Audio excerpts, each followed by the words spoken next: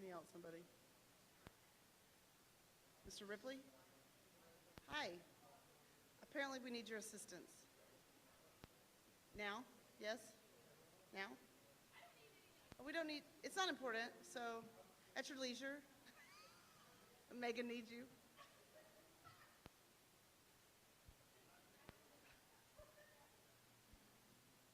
Oh, look, signs.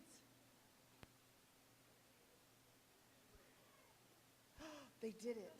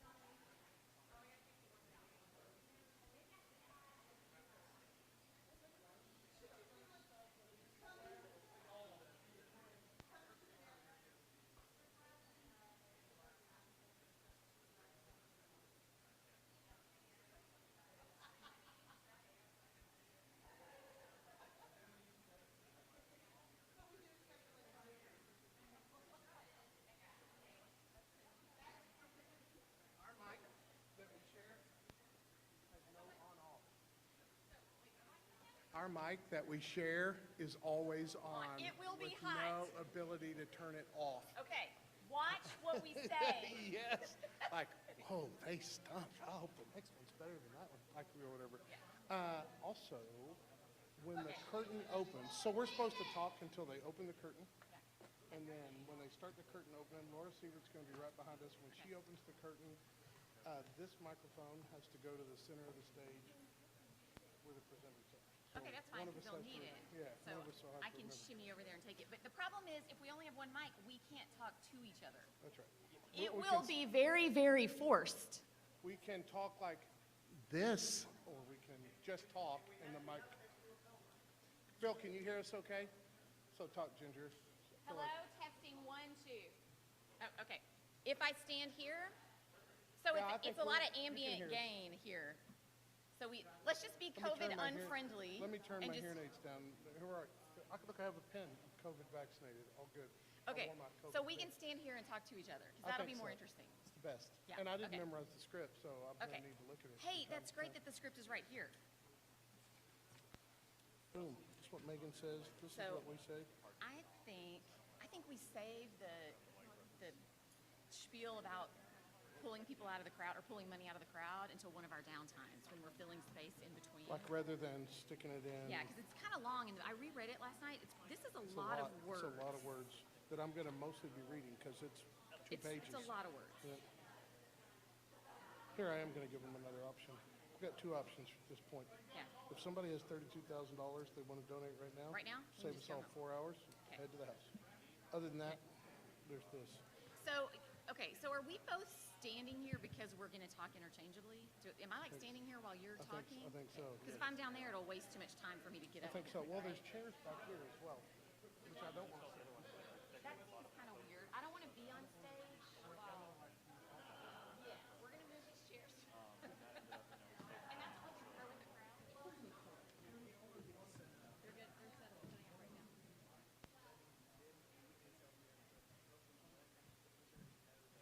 Okay, so I'll move my props back.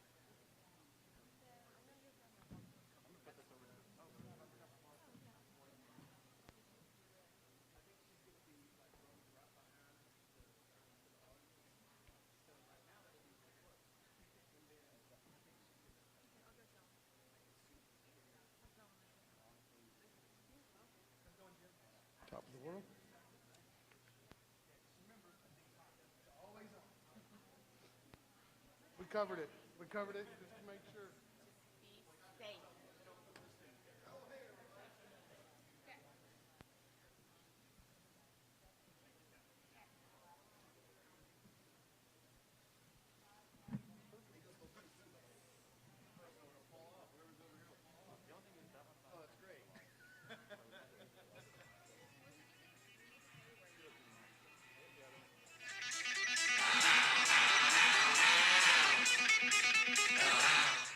Perfect.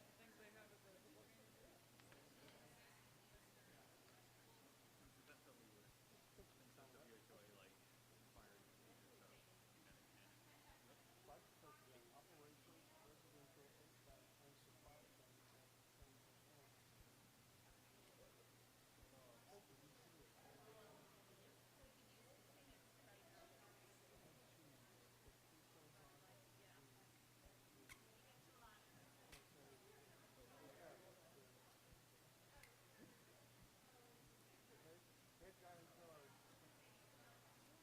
That's who he is.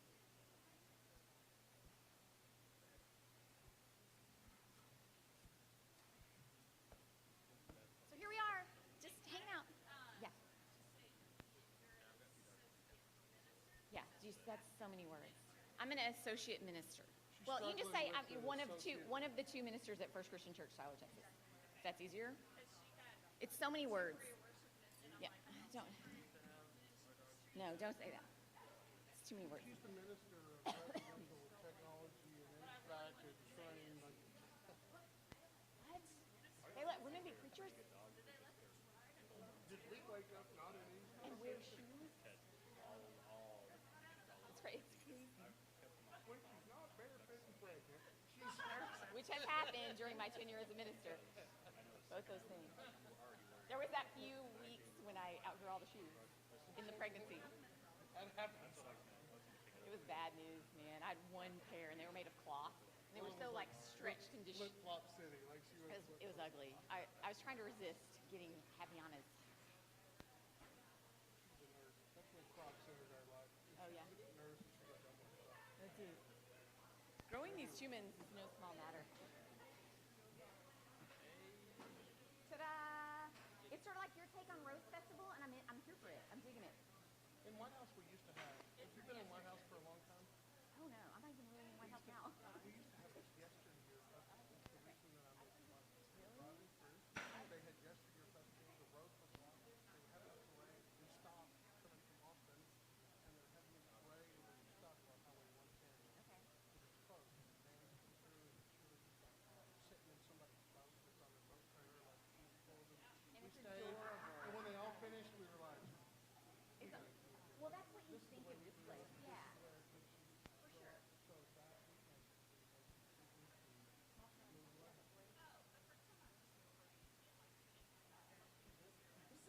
It's so perfect. It's so like imperfectly perfect. Yeah, yeah. In my neighborhood, they do a 4th of July parade just in the neighborhood. It's pretty nice. same with our neighborhood. And that is that'll On Easter morning, every year we go there. We have early Easter morning.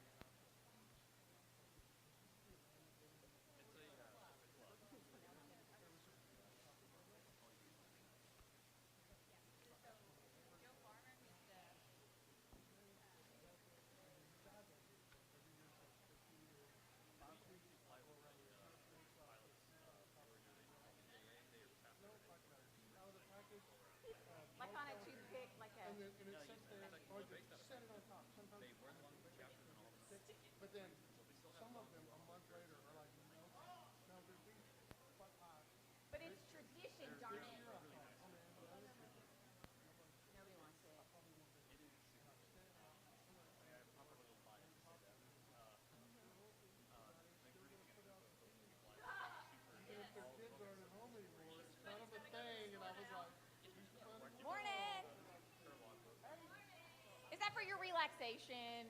It's like Brought your own beanbag? just That's chill. That's and okay. hang It's great out. coming and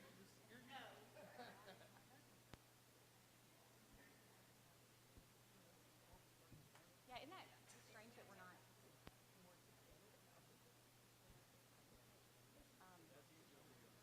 But like, we really don't want this to last.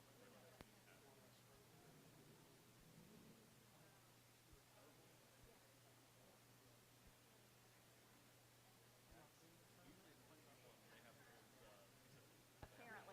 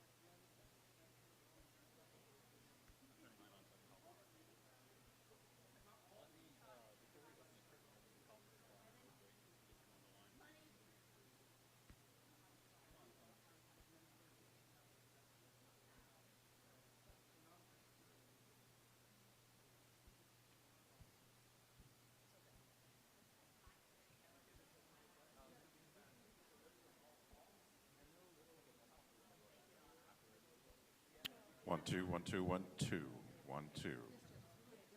Check. We have to hang it on here? 1, 2. Yes.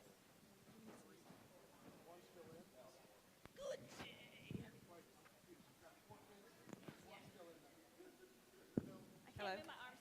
Test. Test, is that good?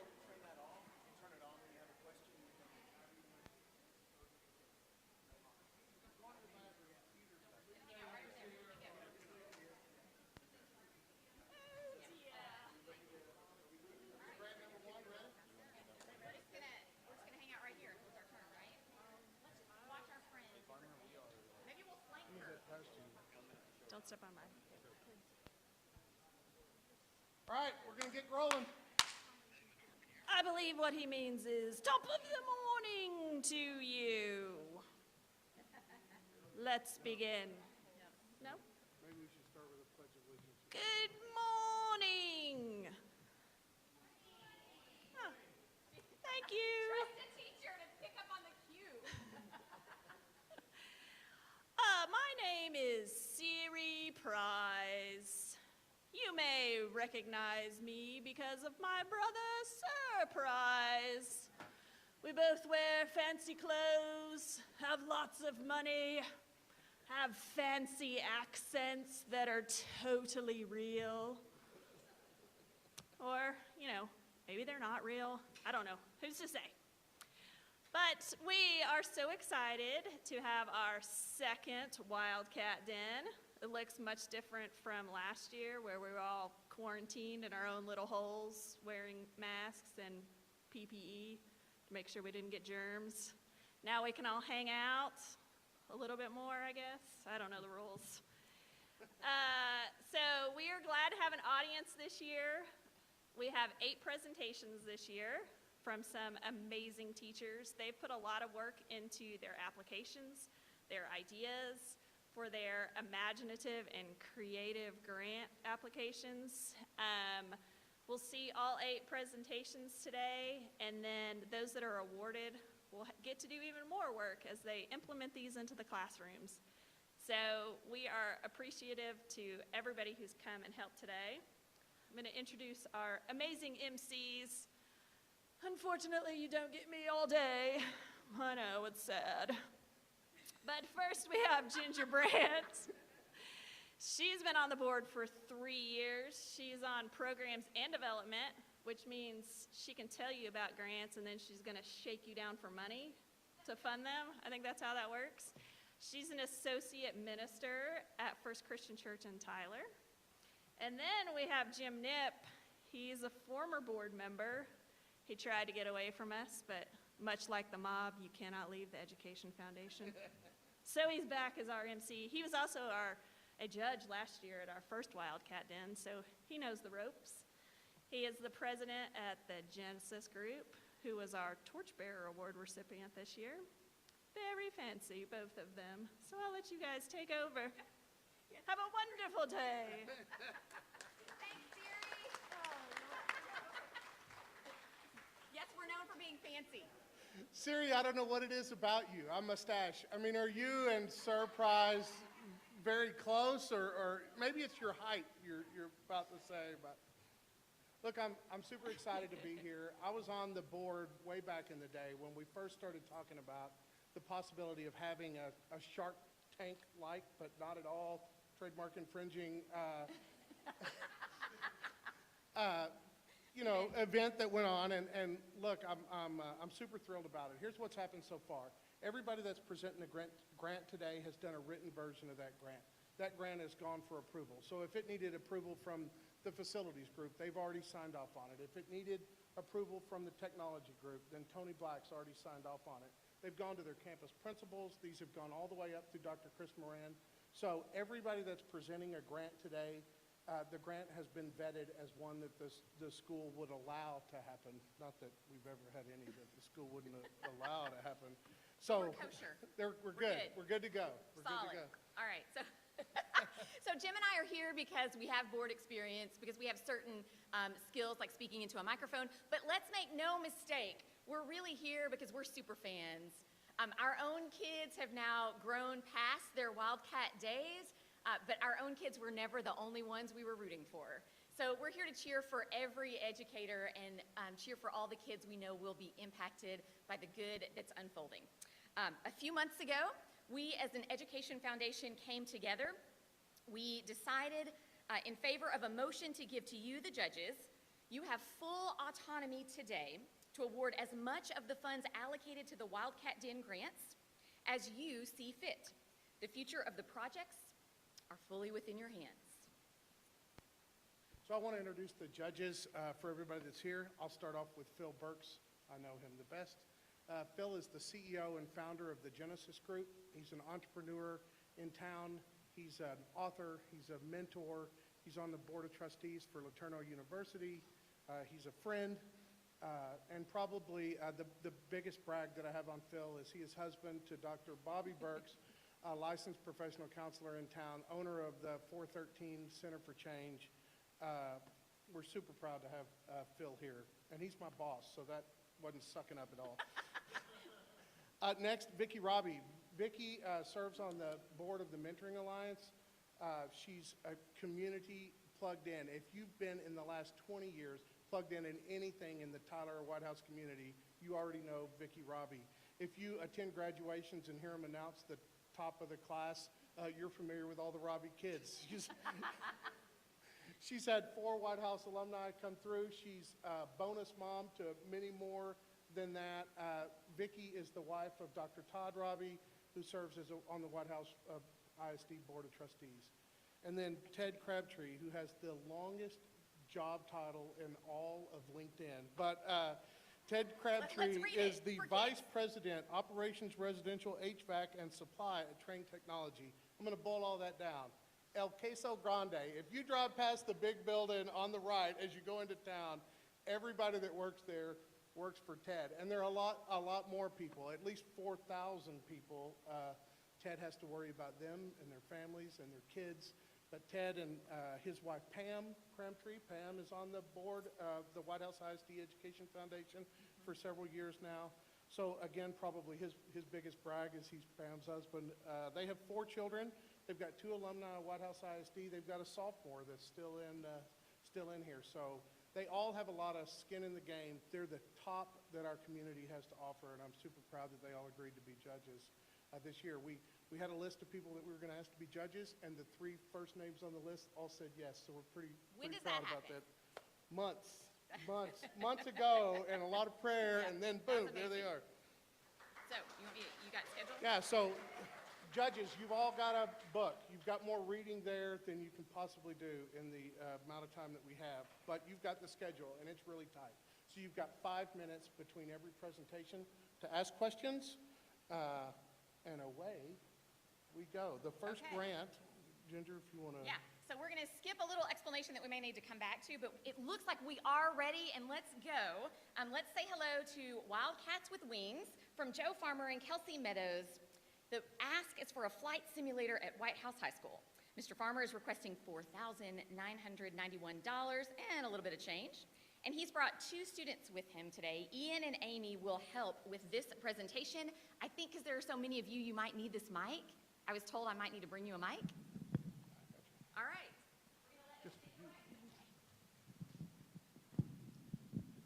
Tamara Beans kid, I don't know if everybody's familiar with this.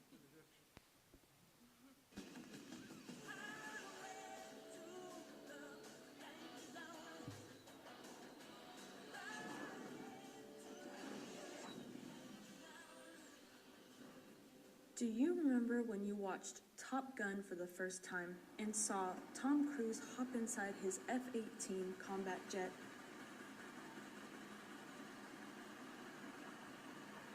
In that moment, you knew you were destined to become a pilot, but nobody had ever provided that opportunity for you. What if your high school had given you that opportunity? And at the White House Organization of Aeronautics, that is exactly what we strive to do. My name is Joe Farmer. I'm an engineering teacher at White House High School. I'm also a private pilot, and I'm the sponsor for the White House Organization of Aeronautics. I started the White House Organization of Aeronautics because I had a lot of students who had a passion for aviation. They were interested in aeronautics and aerospace, but they didn't really have an opportunity or any kind of an outlet to explore that. I contacted Gayla Leary with Chapter 972 of the EAA, and she was able to coordinate some Young Eagles flights for our White House students. The first time we were able to take up about 8 students, and the next time about 40 students went up. So it's grown exponentially over the years. My name is Ian Medor, and I'm president of the White House Organization of Aeronautics for the 2020-2021 school year. I joined with WHOA up in 2018, and I was the secretary for the 2018 through 2019 school years. Part of what we do at WHOA, and one of my personal favorite facets, is that we give kids, through cooperation with organizations such as the EAA, we get to give kids the opportunity to actually experience flight in ways that they have not been able to before. You know, I think a lot of kids our age have played, they've flown planes in video games, but that's nowhere near the thrill of the real thing. I'm Amy Beam, and I'm a secretary of the White House Organization of Aeronautics. I joined WHOA my sophomore year of high school, and I joined because the first flight that they had available, I knew I wanted to go fly. I love flying in Boeings for travel when I was little, and I thought this would be an amazing experience. And my first flight, I remember so significantly. I was up in the air with my friends, and just seeing the world from a bird's eye view makes a big difference to somebody who has a passion for flying. And so because of WHOA and because of the opportunities provided by the chapter that we cooperate with, I have decided to become a pilot in my future as a career. As you can see, most of this is pretty impossible without cooperating with our local chapters. I'm the Young Eagle Coordinator for EAA Chapter 972. I go out and I search the groups that may want to join us for a free flight and see if that's one path that they may want to take as aviation. I've been flying for 12 years. I've had my private pilot's license for probably 10 of those 12 years. I had a friend that invited me out to eat barbecue in his hangar, and decided to take a flight. He asked me to join him, and like a lot of people know, once you've done that, that kind of gets you hooked, and it did me. And he also offered me some options on how to pursue a private pilot's license. I started flying in 1993 and got my license in 1995. I have about 2,600 flight hours. I was inspired to become a certified flight instructor because my instructors taught me all about aviation, about flying, that you don't need to have a certain mechanical ability. Anybody can do it. It may take a lot of work, but it was rewarding to them to be able to see me accomplish that goal. And I find it rewarding, likewise, to see people accomplish something that they would never have accomplished or wouldn't have thought they could accomplish. I've been flying for 50 years this year. Professional pilots use checklists and they train constantly. The most critical component of aviation safety has got to be risk management.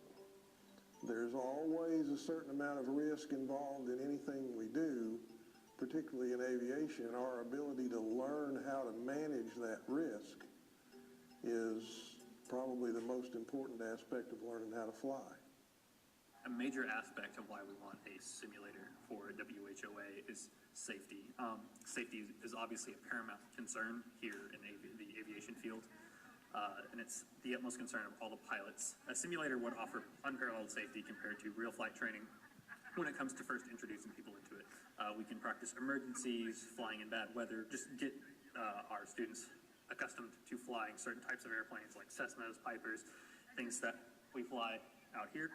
Before they even step into the cockpit, they can know where the controls are at, they can know how to handle certain situations in the event that they do come up, and they're just generally more knowledgeable and confident in their skills.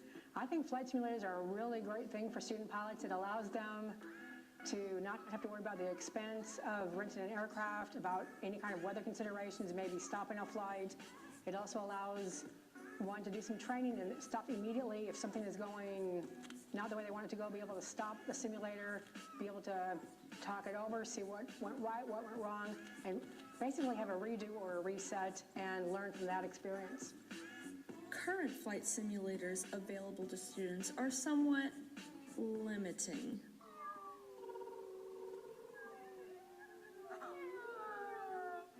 Thankfully, we won't have to resort to such measures with the low-cost, high-quality simulator that we are asking you to help fund today. We are looking for an investment of roughly $5,000 to fund our flight simulator. This simulator would be student-built and composed of modules from various brand-name aviation suppliers, such as Logitech and Scitech. Going with a custom-built machine will save a significant amount of money without sacrificing on quality. Similar plug-and-play simulators cost $8,000 to $9,000 each. Thanks to the generous efforts of our local EAA chapter, we're able to schedule 2 or 3 events each year for students to log real pilot time in airplanes.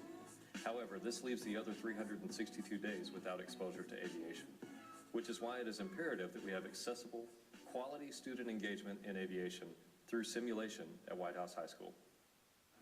A flight simulator would be very beneficial to WO because new members like me would be able to practice flying before getting into a real plane. A few years ago, White House ISD and the community developed a missions and belief statement to guide us in educating and inspiring our students. The EAA Chapter 972 has embraced the same mission to inspire and equip students through innovative and challenging opportunities. They, too, above all, have put students first by providing time, instruction, and opportunities for students to learn and better understand the aviation field. We thank them and you for helping us to become inspired, equipped, and prepared in pursuit of our dreams. Thank you for your time and for considering our proposal for a custom-built flight simulator at White House High School.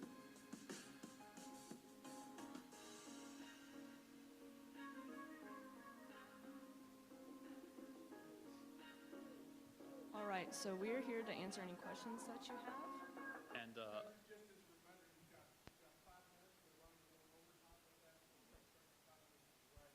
And unfortunately, Mr. Farmer could not be here in person. I am going to call him over the phone, and I will have him on the line in just 1 second. I've got a question, and it's about sustainability, and you're going to hear this theme a lot. So after you get done with the 5,000, what's the ongoing? So we will be able to use our simulator. The simulator that we are asking for will be student-built, which cuts down on cost, but it doesn't cut out the quality. And the sustainability of that is that we will be able to use that for at least 10 years with the different preparations that we're making for it. We'll keep it in good shape. The students will take care of it because they built it. They don't want to break something that they built. So the lifespan of that is at least like 10 years. So that will survive quite a long time at White House High School. The only thing that I would foresee them having to add to it would just be updates to the technology, and that's something that Mr. Farmer is very capable of handling, and his students, his engineering students, are very capable of handling. And also due to the modular nature of the components that we are getting, if one breaks, we can just swap out that particular component rather than having to buy an entire new set. So that does make repairs cheaper and easier in the event that something does eventually break. I guess I was just going to ask, have y'all even contacted companies to potentially have anyone donate part of the parts? No, ma'am, not at the moment. I just would probably recommend that you try doing that because there may be, well, just to clarify this, my daughter got her pilot's license in high school. So she was 17 when she got hers, and she loves to fly, and I think it's one of the best decisions that she made. She doesn't do it as a career, but it's a really fantastic, fun thing to do. But she would have loved a simulator, and as a mom, I would have appreciated a simulator instead of her going up in a plane all the time learning to fly. So, but you might want to think about if you don't get all of the funding or if you get some of it, because you could potentially fund this with part of it and get started on it, but you probably do need all of those components. Yes, but you may consider contacting some of the companies to get some of the parts donated. Yes, ma'am. In addition to the local EAA chapter, have you looked at partnering with Civil Air Patrol and then some of the individuals out at the Historical Air Museum? We have been in contact with some of the individuals out at the Historical Air Museum at Pounds. We have not contacted the Civil Air Patrol yet. That being said, it is on our agenda. Just things this year have been a little challenging. COVID restricted a lot. We are planning a field trip, I think, up there pretty shortly. Yeah, in like a week. Yes, so. We have a field trip planned to go to the HAMM. So we're hoping to form some stronger ties as we do continue to work with them. We were speaking to them about actually going out there for a day and actually having a more in-depth look at some of the planes that they currently have out there, getting to actually take off some of the panels, examine some of the inner workings, for lack of better terms, and like gear linkage and all that. So I would encourage you guys also, and I can actually help facilitate this, being involved with LeTourneau University. They have a whole flight school there at Grigg County. And some of the donation that was mentioned and some of the other connection points, I can absolutely help facilitate that.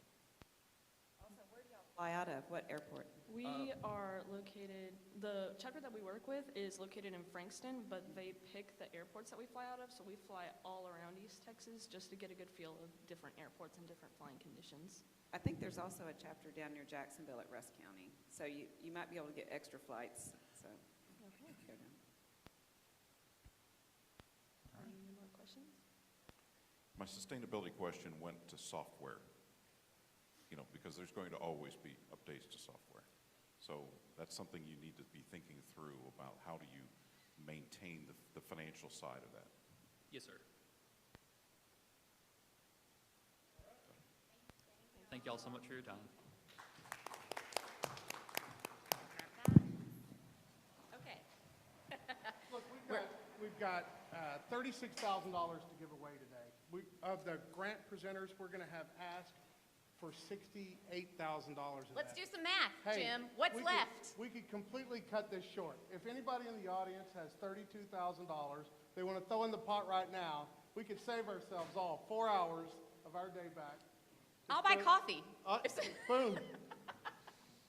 Okay. Okay, in no lieu of that- takers. I think we'll have to keep going. All right. So you've briefly seen our format. You heard a little bit about our funding, what we have to give away, $36,000. What happened just then is going to happen in each case, that there'll be up to 10 minutes for a presentation. Someone in the back is actually timing, so people on the stage, watch for your cues. When it says 30 seconds left, that's what we mean. Then judges get their 5 minutes to ask questions. Judges will have more deliberating time when all presentations are made. Right now, we're filling a few minutes while the stage gets reset. I think for our next presenter, you want to make sure we're ready? Okay, I hear the timer, which means we filled the perfect amount of space to introduce you to... Oh, it's a mistake timer. I'm good, thanks.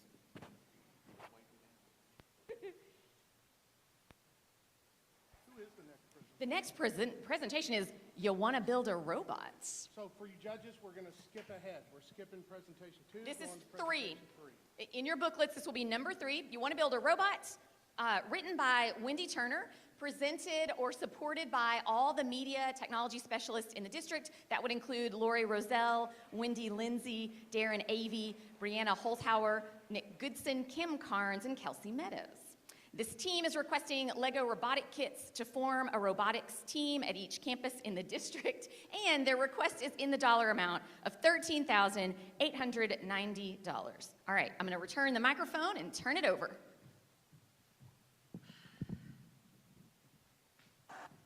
Trying to get involved, shooting flames. Oh, take your shoulder out of the lift. Shooting flames as well out of the front of the bot. That drone's got to be careful.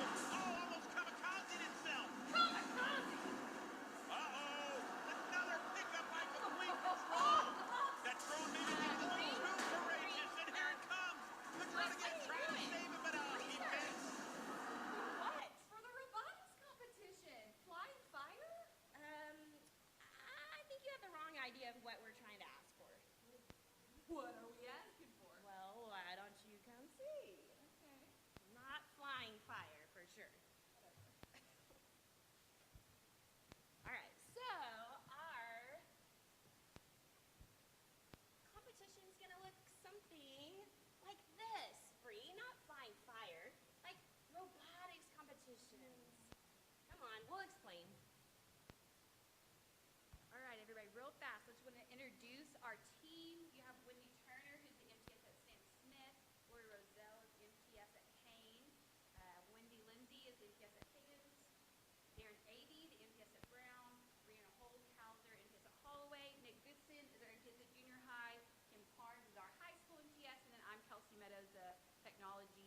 integration specialist for the district.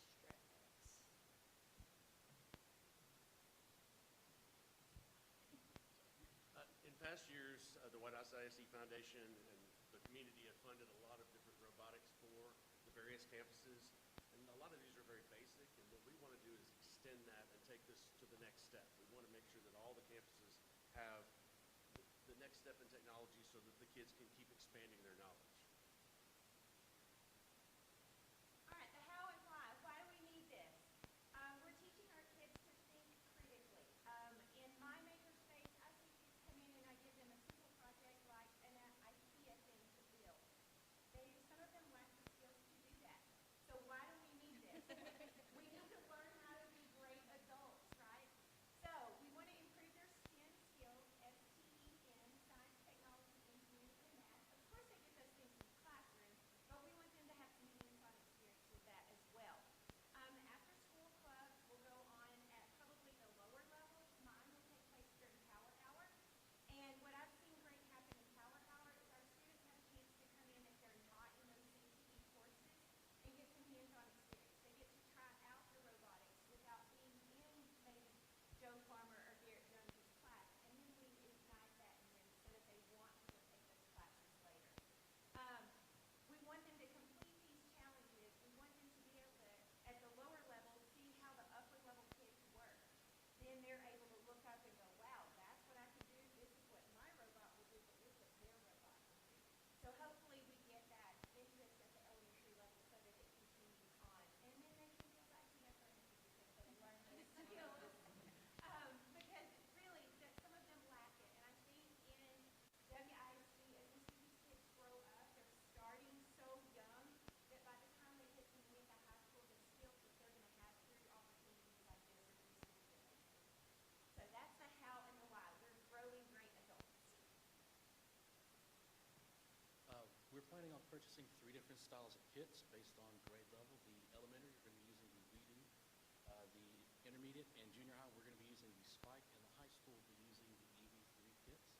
The elementary level will have about 10 teams. The intermediate will have 3 teams. I'll have 3 teams, and the high school will have 3 teams. We need 4. 4, sorry, 4.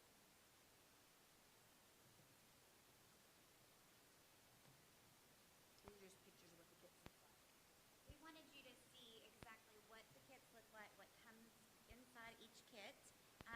It comes with all the parts, all the pieces, everything that will be needed in those after-school or during school meeting times. So we're not having to go out and look for different parts and pieces. We have everything we need in those kits. Let's talk about partners. So community outreach is a big part of our grant. We want to keep growing those kids. So the perfect place to go for a partnership was to UT Tyler Engineering Department. We talked with Dr. McGinnis, and he is very excited to see what all we can pull his students to do with our students. We are going to work on those fine details, but they will for sure be doing the judging, helping us with the judging in the final robotics competition that we want to have in the very end. And then we also have Morris Drywall, who is going to support us financially with a donation of $1,000. And then they will have some people come be guest judges as well. So with $1,000, that brings our total funds request down to $13,890.65.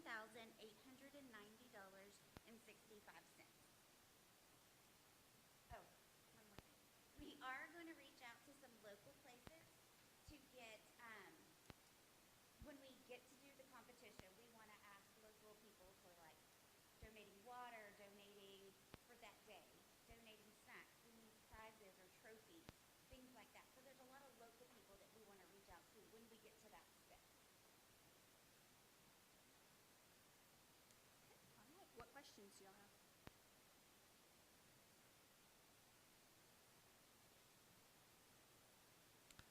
Well, I'll start. So do I understand this is a district-wide spend? Yes, sir. Yes. So have you done the math to figure what that is per child? The cost per child? No, sir, we did not. We just figured it out, did the cost for each campus and went from there.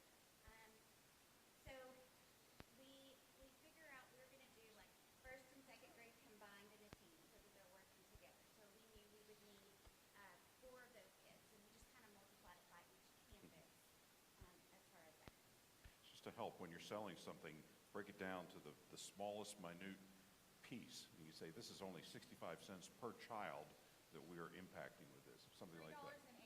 $3.80. There we go. Thank you. There you go.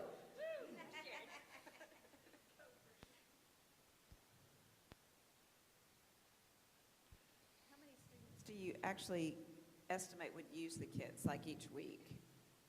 So like this is an after-school club for some of them, but during school for some of the others. Approximately 200 was what we just calculated from our team. Oh, wow. And I can see it saying also expanded from that because like during power hour, let's say we have our two teams that are working on it together in Makerspace, we'll have a multitude of people who are able to watch that and see that and gain that interest. So those kids might not be hands-on affected, but they'll be able to see it. And then as we continue this year to year, those kids might get involved. And we wanted, this is just our beginning, so we wanted it to grow and grow and grow, and so to be able possibly to impact more kids after this current year. With some of the other robotics that we've done, we funded in the past, now there was one at Brown and one at the high school a couple of years ago. Is there any overlap there or some expansion that can be done, or are these kind of just independent projects? For instance, the robotics at Brown, they do affect the majority of the campus because we use them in makerspace and things, but for instance, with a lot of those, they're simply robots the students can code and control to perform actions. They don't get the engineering aspect at all because there is no building of it. The Spherobot just moves based on the coding, and the biggest experience I've had with it this year, it's my first year as the EMTS there, is that I've taught the kids that they can't just control it like a robot because there's so many things they can't make it do properly without actually putting in the coding and the controls. And so they'll have a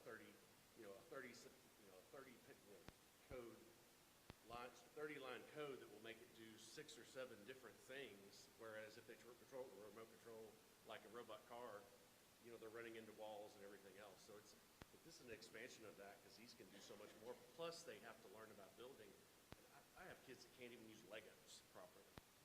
And I mean, this is, at the younger age, and this is something that they desperately need to gain those skills because, I mean, I was building things with, Legos and Lincoln Logs and everything else since I was like 3, and they just don't have that experience. I have things like that in the makerspace, and it just blows their mind. And so the more of this we can put out there, especially for that group who's, going to lead White House in the future, the better off they'll be when they get to junior high and high school. This will definitely expand block coding because we all use block coding with the box that we have on campus. And we've started introducing that slowly.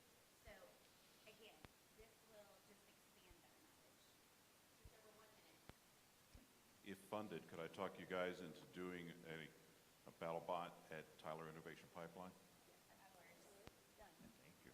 But can we use fire though? Yeah. Can we use fire? Also, I'd like to say 3 of my 4 kids had done engineering, the beginning engineering class at Texas A&M, and they had to build a robot and make it do all kinds of stuff. And it was very frustrating because in the past we didn't have any of that type of stuff. So I just commend you on trying to help them out because there are a lot of kids I could see it going in directly into that. Yep.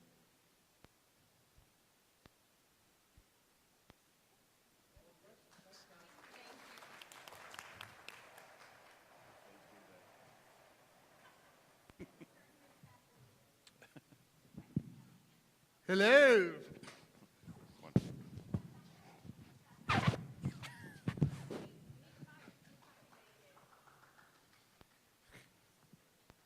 So I'm sensing a theme with the robots. That was a great presentation. I'm kind of blown away by that. Hey, the next presentation, judges, will flip back to presentation 2, which is also robots, right? Yeah. So we're talking, who's on this one? We've got the Wildcat Robotics Alliance from Garrett Jones and Kim Carnes. We just saw Kim out here. That's your timer saying you're up for questions. State-of-the-art robots at White House High School. Mr. Jones is asking, if fully funded, for $29,592. So it's a big ask. We're expecting a big presentation. And we're interested to see what happens here. Because It's we're privy to just enough conversation to know that some of the information in print may change in presentation format. So let's see. So this is where the judges and the grant presenter get to work together to see if there's a good alternative to keep us going. And I think they have about 1 more minute to finish their setup They're wrapping before it we open curtain. I'd go through the curtain and check, but it would take Let's not do that. That'll be 2 minutes right there. We'll take a quick break after this one. We're a little behind schedule, but we'll try to compress it with the break. But certainly, once we turn off the microphone and go to the restroom, What else? What else? I was just thinking through the scenario of going to the restroom. Oh, okay, sorry. Yes. Also, this is a good time to shake down the audience. Wait, no, let's do better than that. Let's give something away. We had this idea that mostly educators would be in our audience. You've presented, you're interested in others' presentations, but maybe some of you brought your spouses along. So we wanted to do something kind for any poor, unsuspecting, innocent bystander spouse who had to come along and carry your heavy things and help behind the scenes. No, Christina's saying no spouses to give things away to. No gifts. There's no giveaway. I was going to throw T-shirts out, but nobody would fight over them because teachers have. Teachers have T-shirts. T-shirts. They have T-shirts. Yeah. Miles would go for a T-shirt. You wouldn't say no, is what that face says to me.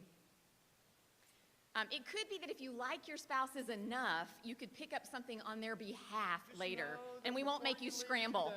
We have T-shirts. Yeah. Freely available. We want the whole family to feel good about the Wildcat Den experience. They'll be on the same bench with the donation forms, but don't feel like that's pressure. They're not related. No, no, We no. will accept donations at this event, but not required. No price of admission. All right, we're going to rush them just a little and say we need our curtain to open. Thank you, teachers, for all the extra above and beyond work to get yourselves here, especially during a COVID year. It does not go unnoticed that you're the above and beyond set of educators. Sometimes when the grants come in the regular grant grading cycle, the biggest thing as a grant grader, if I'd ever performed as a grant grader, is you wish that you could ask a question or two follow-up. So the questions have been good. I appreciate that. Moving it along and getting the questions answered is giving a lot more perspective to the grant. Yeah. For me, I'm just super impressed. I know why these 3 people were our first asks, because they ask all the right questions and they know all the things about how our district works. So. I heard Vicki talking about her kids. Did I tell you they were awesome? I came here for top. They're high end, man. I just want to make sure that all of your children can put together Legos. Okay. We're good there. Okay, so I hear the delay is Wi-Fi issues. Why? Minus 30 seconds. Hey, stepping back a couple of grants. Did you catch the name of the White House Flying Club? Was that called Whoa? Whoa! Whoa! Whoa! Whoa! Whoa! I almost said it, like from the audience. Whoa! Mr. Jones, are you? What are you doing? Whoa! Whoa. Yeah. So we're having an informal, not named break. No one's allowed to leave the room, but you do get a break to think. And we are for real setting up T-shirts. I'm not going to throw them at you, but because we have some extras, we really want to offer. Is there a size medium? I'm not going to dig through the T-shirts. I'm going to move the T-shirts to the middle of the room, and we're going to hang out patiently while the Wi-Fi gets repaired. Things are rapidly evolving. There's a voice from the curtain. I can hear it.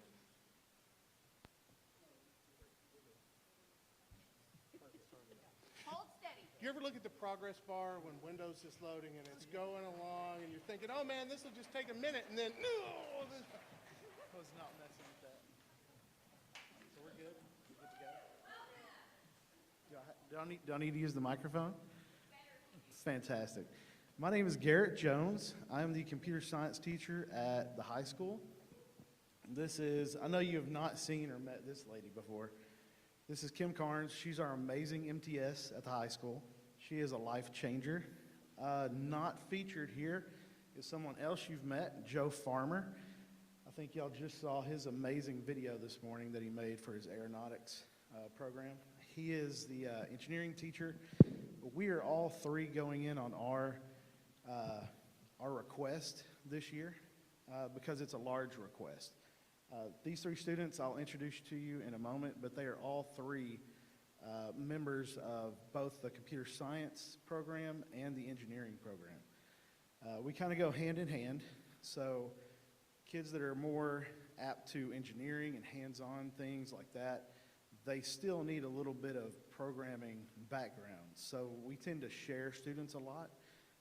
They'll take a couple of my classes, but maybe end up graduating through his program. And so anyway, they are here for an insight into how our request is going to benefit both curriculums, I guess. So anyway, what we're asking for, what we've found is the Neo 6 humanoid robot.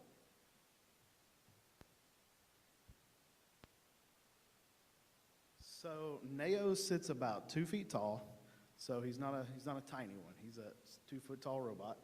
And some of y'all, I heard some of y'all are kind of techie. You might have seen them around possibly. Well, I haven't till this year, and Miss Kelsey brought it to my attention. Somebody tried to sell her one, and I was like, man, that's really cool, but I know what they're going to come back with on a quote, and I knew they were going to come back with 10 grand, and sure enough. But here's what they do. They are not like your ordinary educational robot. They're not really tailored for smaller students, for the elementary level. Of course, if you have students that have that mentality and the capability, it sure could be used for those. These are really tailored towards, or they're focused for secondary education, higher level education, and even the medical field. What they have is they're fully ambidextrous. They have sensors all over them. They are designed to be fully programmable and fully customizable. So they come prepackaged with certain things, like they can walk, they can talk, they can recognize things around them and things like that. But the big aspect of it is that you are the one that creates its personality, and you create what you want it to do.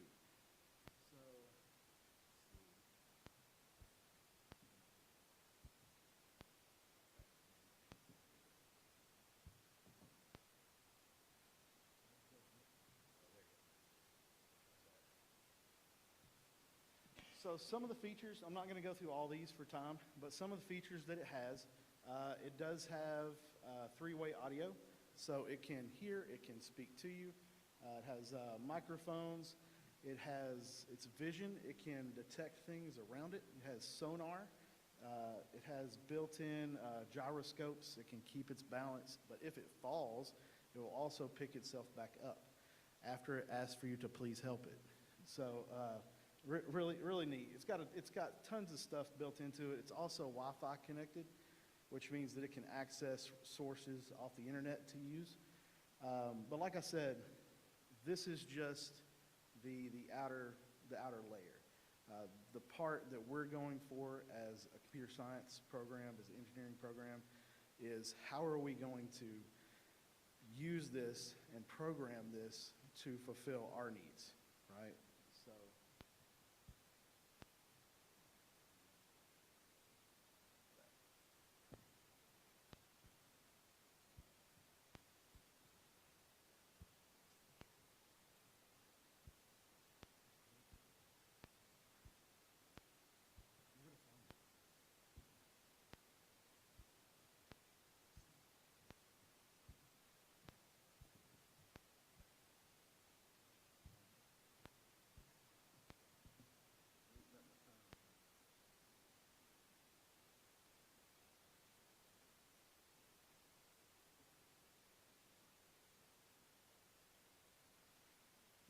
When something works like 8 hours ago.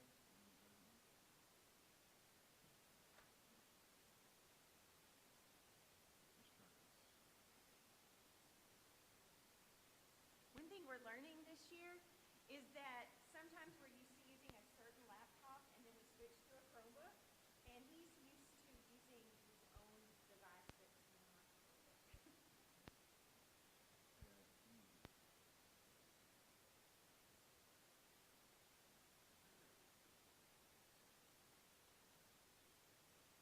We're going to do it the hard way.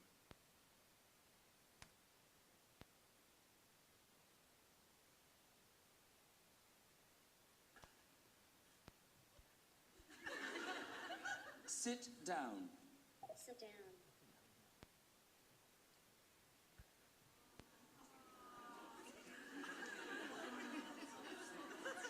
Look at his weary old bones. Now, this bit, so, that's that. I literally can't believe what I'm seeing. So where does the monkey go in? Sorry. I'm feeling very vulnerable right now. Maybe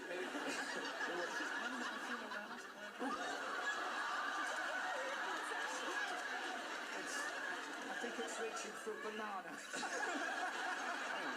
hang on. Do you want something? Stand up. Stand up. Yeah. I think for 12 grand, get it to say please and thank you. She's got a toy for us. Careful, love. Please help me. Oh, I didn't hear that. He said, please help me. Oh. Ah, it's so vulnerable. Yeah. Okay, now. Wait, now. Can't we release it? I'll just center it. Hang on. Would you like another whiskey? Okay. What do you want me to do? Gangnam Style. Gangnam Style. I'm not joking. What? Open Gangnam Style. Sorry. Are we, I'm done.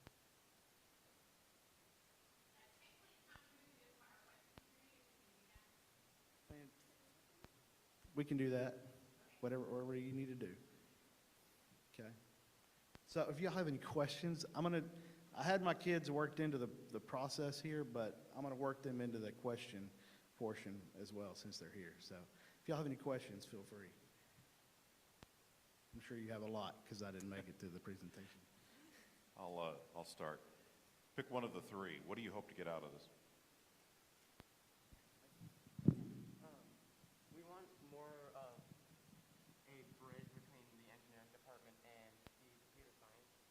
So in computer science, you can print something onto the screen for as long as you'd like, but having something to actually use to see your code run is very helpful in the learning process. Okay. I have a follow-up, and I apologize. So I've seen this before.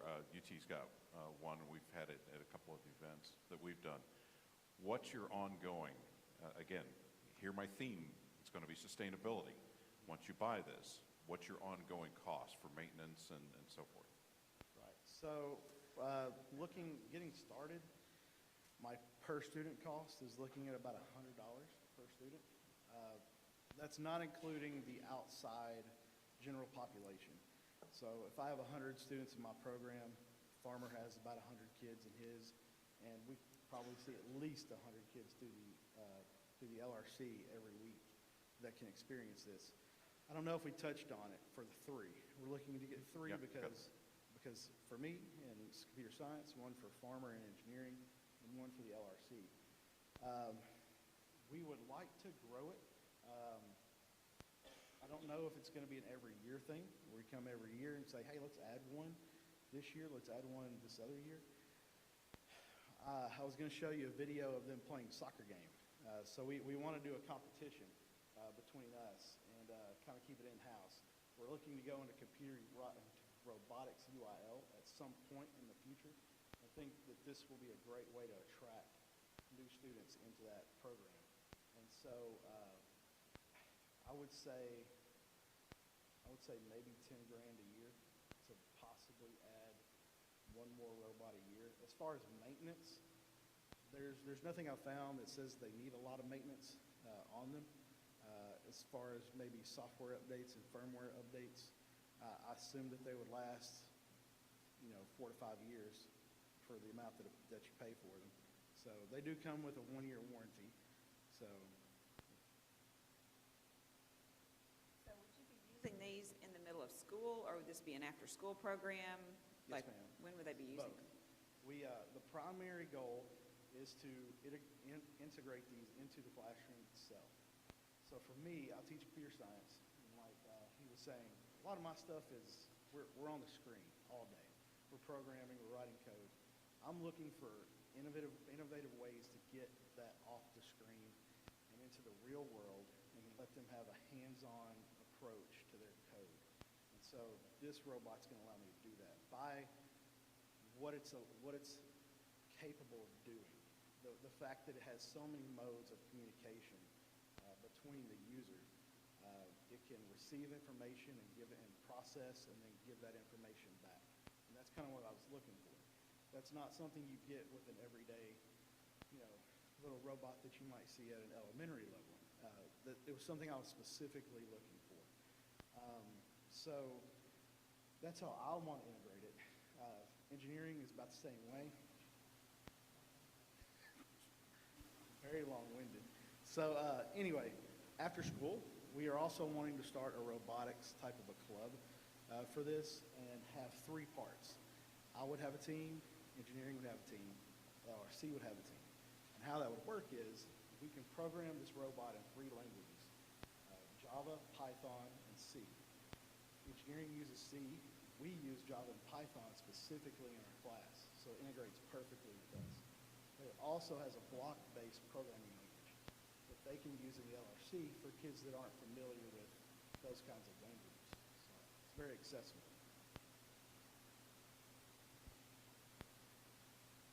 Hope that answers your question. We'll hold over if one of the students wants to be the last speaker. Y'all want to tell them what tell them what you guys are looking to get out of the robots. What are y'all excited about? They just woke up. So, as an engineering and computer science student, I'm really looking forward to the opportunity of possibly having a really hands-on way to code and see how it code works. In engineering, we have desk kits, which is where we build stuff, like mechanical robots. But they're not as interactive. They're more like you program a motor to turn. And I think that with this kind of robot, we'll have a lot more ways to see how what we do impacts everything else. Thanks. Thank y'all so much. We're going to take a short break on the schedule for 15 minutes, but we're a little behind schedule, so if we can get her done quicker, we'll get back in and get going for the next grant. No more than 15 minutes. Let's say 10 to 15, right? We could say 5 to 10. We could say, Yeah. let's say 10 We could say 3 to 7. 3 to 7 minutes. random numbers now. 3 to 7 minutes.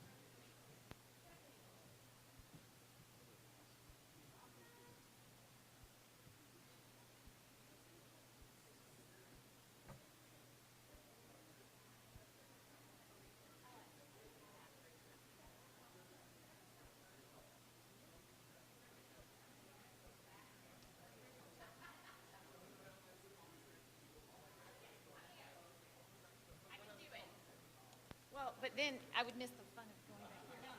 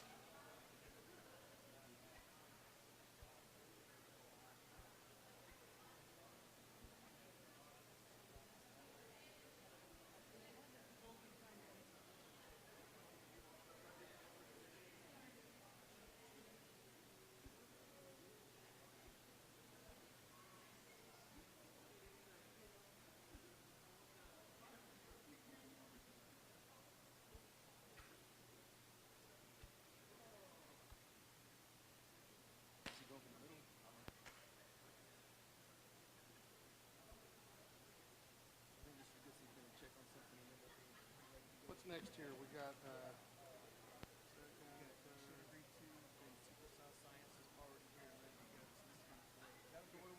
Sarah and Ms. Cruz.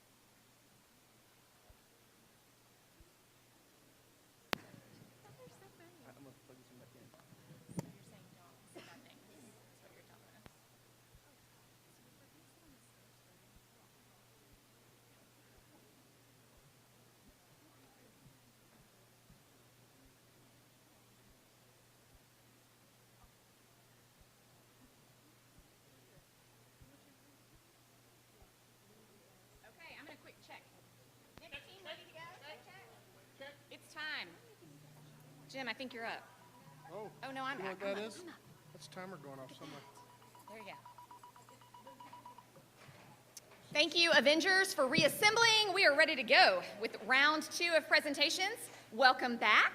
We're going to move on to introduce to you Children Grieve Too, a presentation from Sarah Dillingham, Francisca de la Cruz, and someone else who's not in my notes, and friend. This is coming to you from White House Junior High School, and the request is for $4,400 to launch grief counseling groups. Let's hear more.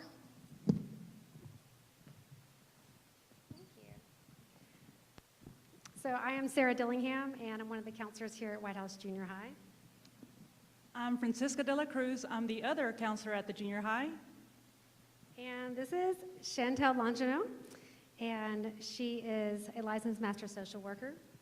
She currently works at Alethea Counseling, and over the past 5 years, she has served with us as we serve our students, and she has helped them walk through grief.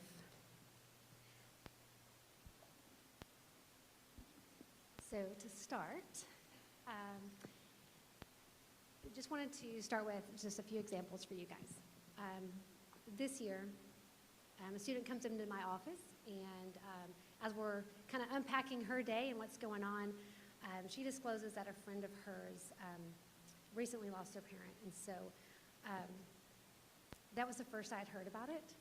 And my thought was, well, I haven't heard from the parent. I haven't heard from that student. And so that student needed something more. And maybe they hadn't reached out because they didn't know what to do, but they need something more. They need something specific. So we need to serve that student who had lost his parent. I had a parent at the beginning of the year who called me and told me that they had lost their spouse, and the daughter was not attending school. Her grades were really low. And she was asking me what options and resources are available to her to help her child, and also, you know, herself as a parent, because sometimes parents may not know how to help their child, because a lot of times this is the first time that they're experiencing something like this. So this student definitely needed something more. This year alone, we've had at least 3 students lose their parent, and that's just this school year. That does not include students that have lost grandparents or other loved ones. So, you know, what else can we provide to these students? So we are here today, and we're glad that you're here because we are asking you to invest in the startup of a program for our students and families, giving them the knowledge and access to a community resource that we can provide here at our campus. The program is an 8-week group session for students who are grieving a loved one. This includes the facilitator, all materials needed for each session, and a caregiver class at the end of the program. You get to be the founder of something that pays forward. And now, Chantel's going to tell you a little bit more about grief and what those groups look like. Hello, I'm Chantel. I'm the facilitator. As Sarah said, I have been helping White House ISD for 5 years, coming in and providing support here, and then also providing a grief group in the community that White House would send students to on their own time. That program is no longer happening due to COVID. It was canceled. So that was one of the reasons that we're trying to bring this in here, is there's nothing in our community anymore for students who are grieving the loss of a loved one.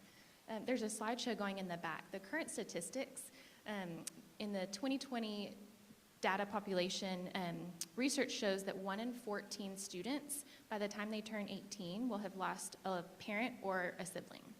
That's 1 in 14. So think about your classes here at White House, how many students that includes. But also think about not every student's living with a biological parent. They're living with a grandparent, they're living in foster care, they're living in a group home, they're living in all sorts of places that aren't just represented in the 1 in 14. So that, like they said, that's only the ones that they know of, 3 students this school year. But think about how many students have experienced the loss of a significant person in their life that's not represented in the number of 3. The reason we're recommending a peer support group is preteens and teens, and they're in the Eric Erickson stage of the crisis that they're experiencing is identity versus role confusion. I know that surprises none of you who work with teenagers, that they're struggling with their roles and their identities.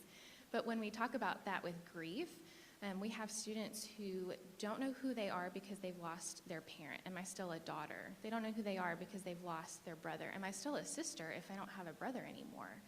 So you add all of that normal confusion of grief, and you add that onto this really weird stage of life that our middle schoolers are in, and they don't know how to work through that process. So a loss at this age is so traumatic for them because they need the support. But think about everyone in this room as adults. I bet we all falter when we have a person that we know, a friend that we're trying to support through grief. We don't know what to say, so sometimes we just don't say anything, and that can be worse than saying the wrong thing. So add that to the middle schoolers who are in this weird stage of life. They're especially not going to say anything. So that is why peer support is so important. We want to train these students to be able to support each other, and that's not going to happen naturally. But also, we want to support the caregivers. So our group is only going to be 8 weeks long, but at the end of it, my goal is to train up the caregivers that the kids are going to be living with, so that that makes your money go further, right? That makes this program last longer, because the tools we're using in group then get given to the caregivers, and then they're able to support their students because they're with them forever.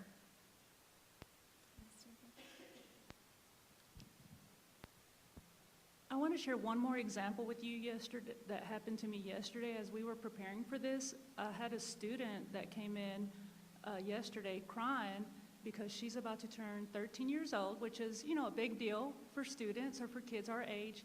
And she lost both of her grandparents or grandmas about a year ago. And she was just devastated because they wouldn't be there to share that milestone with her. So I wanted to let you know about that as well. So the reason we want to bring her in is access to support groups is important. Logistically, it makes more sense to bring the program to our school because of the limiting factors that Ms. Chantel has shared with us. Parents may run out of bereavement leave, so it's hard for them to take time off work to take the student to group, and also the student may have to lose time from school, and also the parent may have to work late in order to take them after school. So there are students and families right now that don't know that they will need this as we start next year, or maybe they need it now. We want you to help us make this happen so that our students do not have to grieve alone. Thanks. Any questions?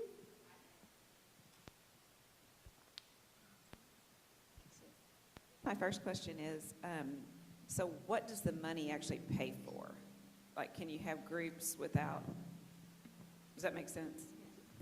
So the estimated cost that we put in for the group represents my time to be here and the time that goes into preparation, the time that goes into caregiver contact and training for them, and then all of the materials and supplies. So I brought a couple of examples, and you'll see them on the slides, but this is the main project that will show the kids walking through grief. And so they'll break a flower pot, and the flower pot pieces are on the ground, and we talk about the metaphor of that's what their life feels like without their mom in their life anymore, right? It feels like they're not going to be able to put those pieces back together. They can't plant a flower in a broken pot. And the kids will write all of the different feelings on the pot pieces, and it's really normalizing for the kids and really helpful for them to see all of these feelings can happen at the same time. So when a teenager thinks of grief, they may think of sad or mad or depressed, but really there's lonely, they're scared, they're guilty. Kids blame themselves for things that have nothing to do with them.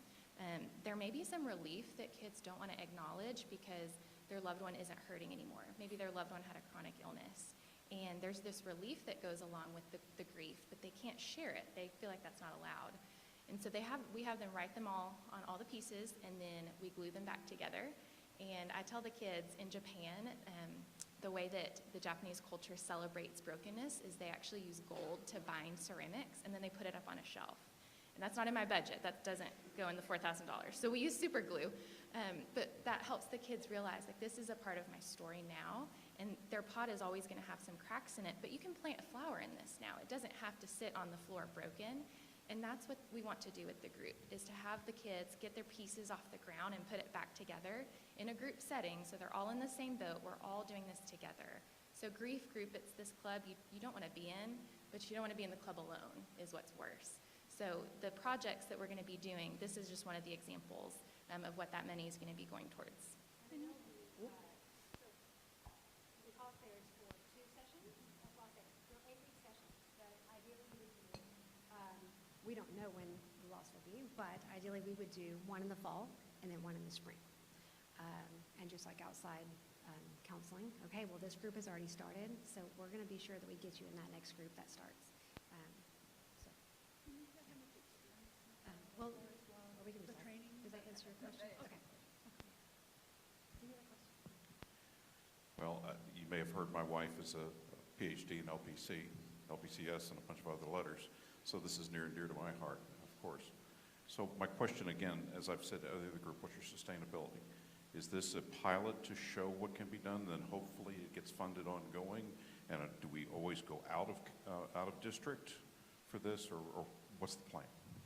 That is an excellent question. So my passion as a social worker is to train up other people and work myself out of a job. My dream would be that this is the only time that I'm on your campus. I've actually done trainings for the White House counselors before. They've brought me into their staff trainings, and I've done ongoing trainings about how to help children individually. The reason that they would bring me in this time is that they've never been trained on how to do a group. So the idea is that I could do the group this go around and help them figure out the logistics. I have the curriculum that I've written, and I can help train them on it.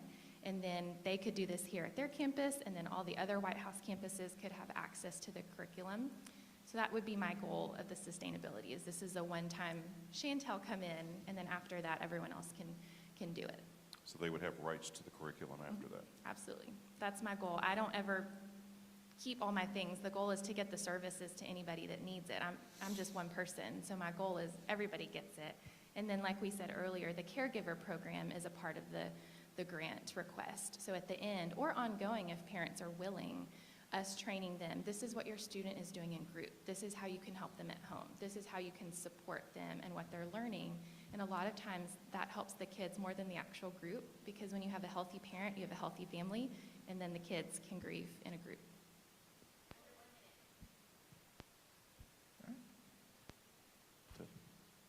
No, I mean, I think you pretty well covered it with the questions and the answers. Thanks.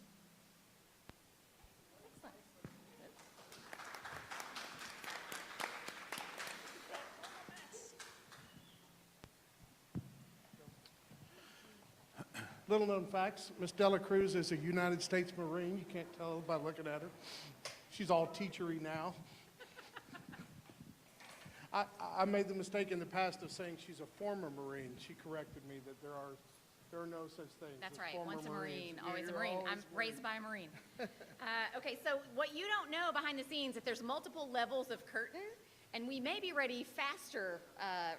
We may be ready sooner, because I've already seen our upcoming groups setting up behind the second row of curtains.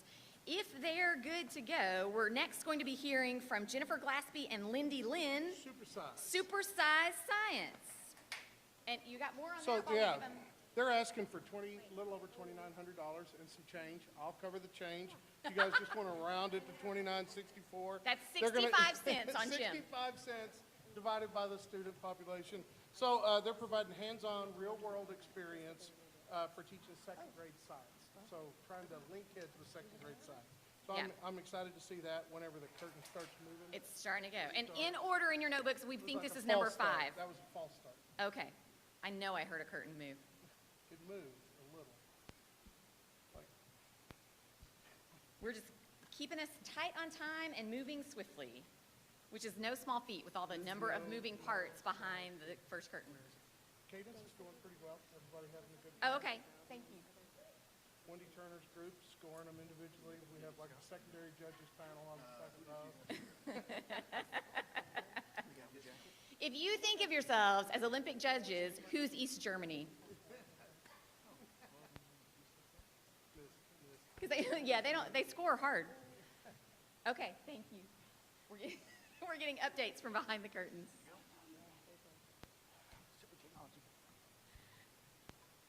It's going to turn out to be a beautiful day outside.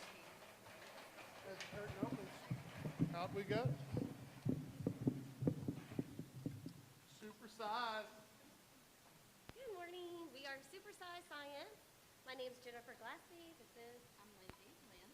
And this is my daughter, Jody. And Lindy and I are second grade teachers at Kane Elementary, and Jody just happens to be going into second grade. So, all the more reason to be here today. We are passionate about science, and so we've chosen 4 projects that we want to give our students next year. The first is a tower garden. It uses aeroponic technology in a mineral blend to grow 20 plants at a time.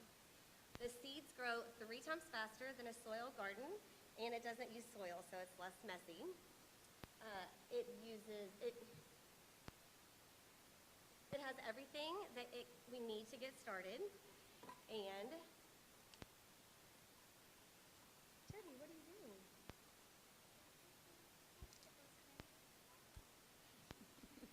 Yes, she's going to make a salad from the vegetables that she grew herself. Okay, the second project is a weather station. It comes with 6 measuring tools to measure the weather. Second graders are supposed to record and observe and record the weather, so what better way than to give them the real tools to do this with. We also have a local meteorologist, Katie Vossler, to come. She's agreed to come to our second graders next year and tell them about the tools and tell them what it's like to be a meteorologist. All right. The next part of our Supersize Science is insects, of course. So what student doesn't love insects? Well, of course, we can dress up like one and try to pretend we're an insect, but it's just not the same. So what we've decided is we actually need a company, which is Insect Lore. They are willing to provide a ladybug larva, and so each class will get their little larva, ladybug larva Ladybug container here. And then also, we will have each student will get to see caterpillars also grow and form into the chrysalis and, of course, into the butterflies. So they will get to see both the ladybugs and the butterflies. So in the past, we have brought in maybe, a glass jar and we'll have an insect in it. Well, it's already in its adult stage. But this way, the children get to see the whole cycle from beginning to, of course, their final stage that is so exciting to watch for students. The next part of our Supersize Science is, what else do kids love? Space. So, of course, as teachers, we have things like this hanging in the room, and we try to explain to them, about the planets and how, try to give them a visual through videos. We read nonfiction text, but it's just not the same. But wait, Discovery Science Place said they have a mobile planetarium. So what student wouldn't love to sit in their own planetarium, mobile planetarium, and look up at the sky and learn everything they can about the planets? And it comes to our school. We don't have to load them up on the bus. We don't have to get field trip permission forms. And it actually comes to us. So what we did this year with science is we were studying the moon phases. Well, so what we did, the best we could, how could a child study the moon phases? Well, we gave them a paper and with the dates and told the children, okay, you're going to go home at night and look up at the sky and document, color in, what phases of the moon. Well, White House has very supportive parents, but there are also those children that just don't get that extra support at home. So we tried our best. And then at the end of the month, we, discussed the moon, showed videos again, read books, just like we do with the insects, but it's just not the same. So we feel like if Discovery Science Place actually brought in this mobile planetarium, it will give them more of a hands-on experience. So in conclusion, for this supersized science, from all the way from the garden, and then we have our, what was it? The weather station. The weather, I'm sorry, that was her part. The garden, the weather, we have our insects and our planetarium. We feel that these children will definitely benefit from all these hands-on experiences. The weather station is interactive, so we'll set it up outside, and the students will actually get to walk around 4 at a time collecting their data from what's really happening. So they'll be able to predict the weather. I bet you they're going to be meteorologists by 3rd grade. Yes.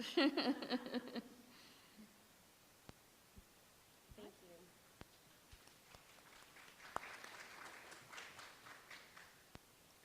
I'll tell you, my first weather station was in 3rd grade, so this would beat that. And I'm not a meteorologist, nor do I play one on TV. I love this. Is this relegated to one campus for 2nd grade? Yes. And then same question, what is your sustainability? What do you think an ongoing annual cost might be to keep this up? I don't think that there's going to be an ongoing cost for the weather station once it's set up. In general? I mean, so take your plants and your insects. So the tower garden, once we have it, we've actually asked for an extra bottle of the mineral grow. So we're going to be set up for planting and growing till the spring of 2024. And so after that, we'll still have to buy the mineral, which is about probably $60 a year plus seeds. So it'll be a small cost starting in 2025. The planetarium is $600 a visit, and so that would be yearly. If we wanted to do that, we'd have to do that each year. They do stay at the school the whole day, so that would be servicing as many grade levels as they could get in during the day. That's fine. That's good? Okay. Oh, you know what? The insects. We'll have, the first time we buy it, it will come with the butterfly habitat and the ladybug land. And then from there, you just ask for the cup of caterpillar refill and the tube of larvae, ladybugs. So we just have to pay for the refill. So it's about probably $20 each.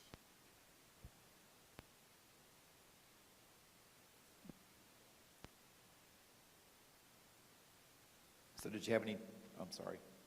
I do like the use of community partners with Discovery Science Center and one of the TV stations being willing to pick up the gauntlet. So. Yeah. I think it'd be good advertisement for the school district too, Right. that others will see this. And so, for sure, I agree. Have the other schools looked at any interest in doing the same thing? Or, because this is just for one elementary and we have 4. So, like, Yes.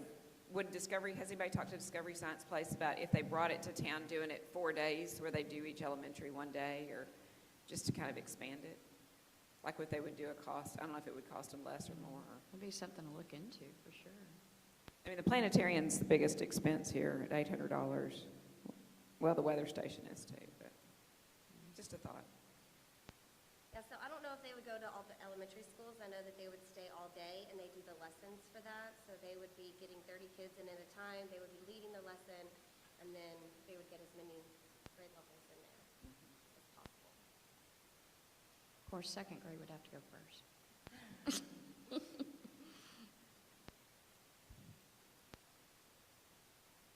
I'm good, thank you. Thanks.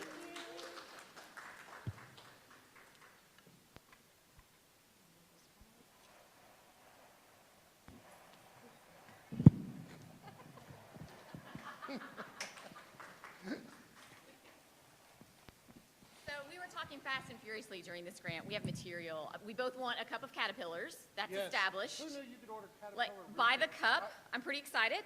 I want to be a second grader on Meteorologist Day because I want to meet a local meteorologist. Bosler, We're like, pretty happy we about don't get that. the weekend guy. We actually get Katie Bosler. Let's see what else. I do. So FYI, I think some of you already know this, but a different format of weather station was one of the grants approved last grant cycle for for this same age group at a different elementary campus. I like So- the way these things grow kind of organically. Like one campus, teachers will say, hey, I want to do this on my campus, and then the next year we may see that spread Similar, to other right. campuses. Or, hey, this was an abysmal failure, let's not do this anywhere else. And that's what the ISD Foundation, it's part of the mission of the ISD Foundation. That we can fund those things outside of the Yeah. budget of the school, and if they don't work, then we don't continue them. Right. Actually And we had- save the district money in essence. 2 elementary schools request Have weather stations now? that requested weather stations in last grant cycle. Thank you for clarifying. One got one and one didn't, or maybe they both. I think they both did, because it was not that big of a cost. Yes, I've seen those garden towers. Yeah, we've seen some of these components in action at other elementary schools, and I can attest, when there was bib lettuce and like cilantro, there were some kids who would just snack in the hallway on their way to places. Because you can just walk by and grab a little piece and go. Okay, great. Hey, our next presentation is from Kaylee McMillan and Alexandra Wilburn at Kane Elementary. They're requesting $2,210 for a tool that makes learning vocabulary fun using music and videos and dance, and I'll let them tell you the rest. Yes. Have you ever had a song stuck in your head that you couldn't get rid of? Oh, come on. I'm sure you have. I know I have. Taylor Swift does it to me all the time, the Backstreet Boys, and then I make up my own lyrics. What if the song stuck in your head could actually be beneficial to you? What if we could get songs stuck into our kids' heads that could be beneficial for them during school, even after school, and used for the rest of their lives? That's what vocabulary can do for our kids. So today we are asking you to go with the flow. We're going to talk to you about what vocabulary is, its classroom benefits, and how it works in our plans for implementation. Vocabulary, or do you want to watch our video first? Oh, yes. So I have a short clip of a video that's actually from a vocabulary lesson. It's one of my kids' favorites from this year, and so we just want to show you it so you can get a feel of what one of the videos is like. My bag weighs a ton. I had to wait in the station for 10 days, an eternity. I'm so hungry, I could eat a horse. Yeah. I know you heard of me. The best figure of speech, hands down hyperbole. I'm the one that similes yearn to be. I'm brighter than an Ivy University. I'm used universally, well maybe not quite. It might not be true, but it sure sounds nice. John Henry and Paul Bunyan both owe me a little something. Words have a literal meaning when they mean exactly what they say. And words have a figurative meaning when there's something more that they want to convey. That's me. I exaggerate, I make it seem bigger, better, more. I've been known to tell a tall tale or two, just to leave them in stitches like tailors do. Yeah, I pop up in pop-up bags and a couple of supermarket rags. No, the truth never bothers. So these videos are great because they not only tell you what they're teaching you about, in this sense it was hyperboles, exaggerated statements. It tells you what the skill is that they're teaching, but it also gives examples of real-world things and where you see them out in everyday life. So it's making that connection not only from school to the real world, but it's also making it to prior knowledge that they may have already experienced and didn't know that they had. Vocabulary's multimodal, culturally responsive approach to standards-based instruction reaches all learners where they are, and they engage the students in the content. Their research is based in two main areas. It's cross-curricular vocabulary and culturally responsive pedagogy. It empowers, engages, and prepares students, so it engages them in academically rigorous content. It helps cultivate learning across the curriculum, so they have learning platforms for every subject area, for every grade level, K through 12. And it also inspires authentic connections like Kaylee just talked about, and it supports the development of 21st century skills. So, classroom perks. What happens when students use vocabulary? There's some great research behind it. 91% of students agree that after watching a vocabulary video, they have a better understanding of what they're learning. I've experienced this firsthand with my own students when I used a trial session of vocabulary this year. 95% of educators who use vocabulary daily or weekly find their students are highly engaged with vocabulary lessons. And then 97% of educators have noticed that students who they have a hard time getting to connect with lessons are more engaged. So we have a couple of videos of some of the students on our campus, because I used it in my classroom, she's been using it in her classroom. I used it at a previous district where I worked when I taught 4th grade, and now I'm down in 1st grade, so it shows that it really does work for all grade levels. I love vocabulary because it has this cool music and everything's better with music. I've learned so much about it and I've learned so much from it too.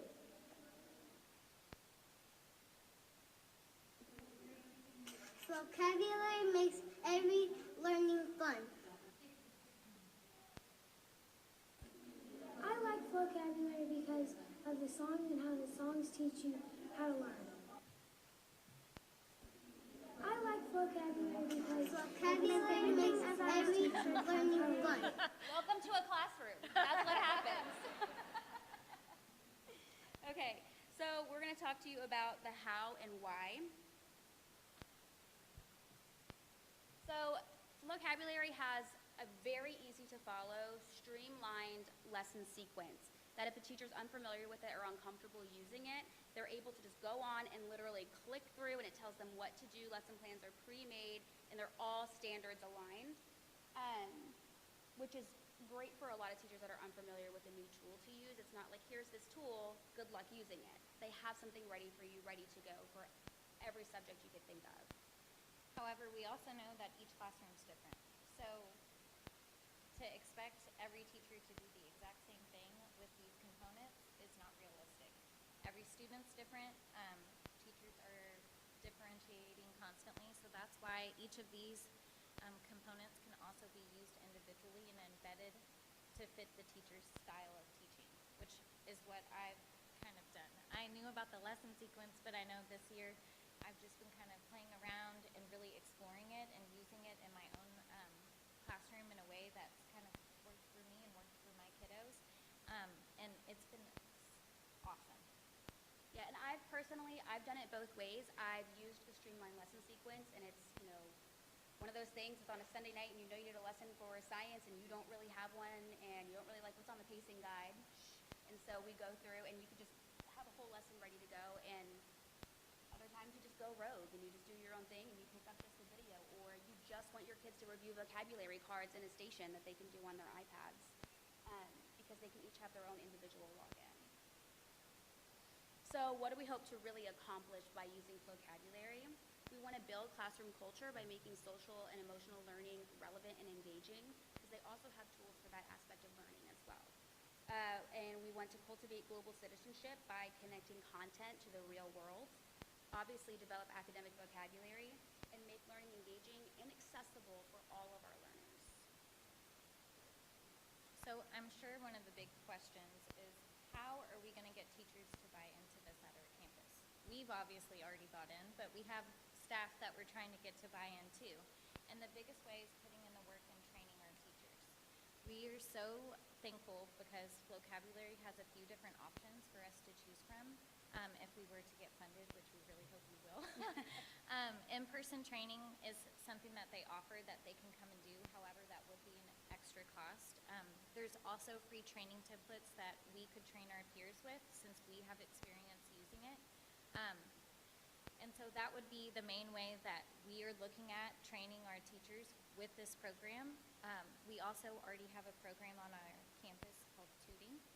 I know it sounds a little too much, but it stands for Teachers Observing Other Teachers. We know that we learn best from watching other people and how they teach and how they implement different things in their classroom. And so a lot of times us training won't just training and telling them about it won't be enough. They want to see it in action. I know that's how I am. And so they'll be able to come in and observe us or other teachers who have gotten to feel comfortable and have prior experience, and then they'll be able to use it in their classrooms the way that they best see fit.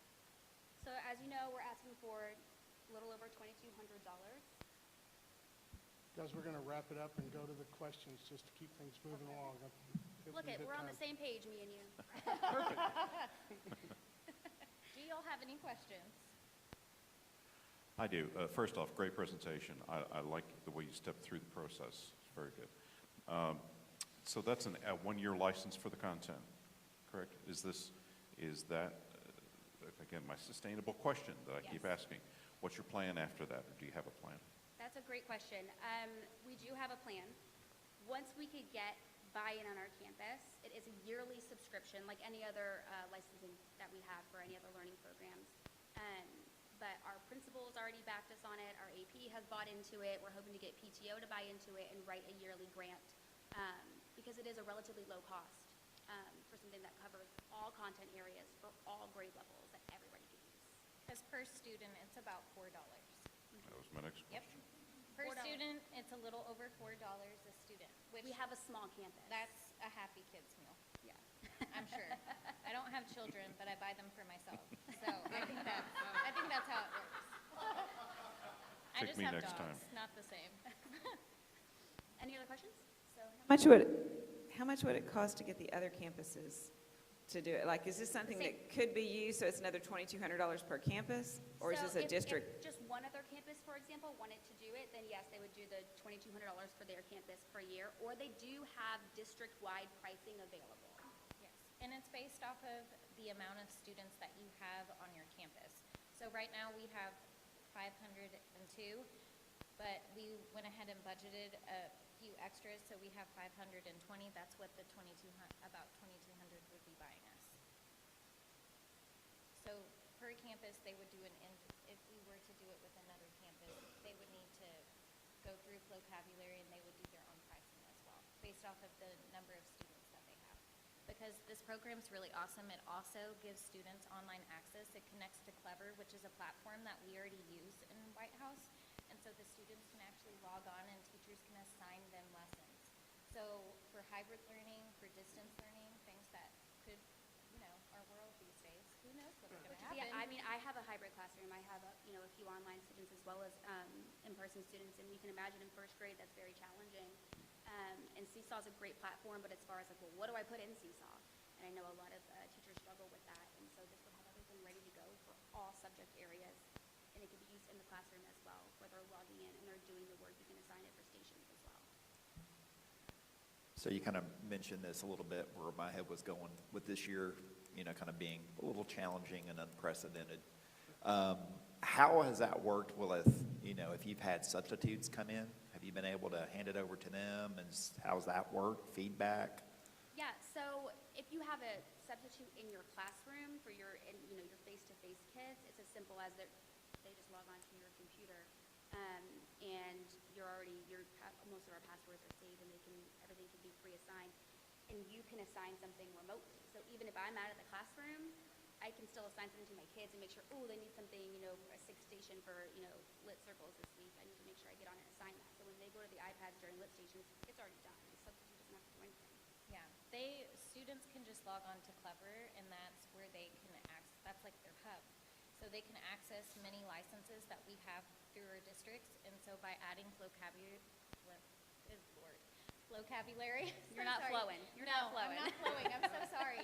They can just click on it, and so it'd be an easy linking process for us who use Google Classroom and for Seesaw. Very seamless transition. I mean, they're already used to doing this. It's any other licensing that we have, Brain Pop, STMath, any of that, it's all done in the exact same manner. So it's, I mean, it'd be a very seamless transition, just one more little box for them to click on.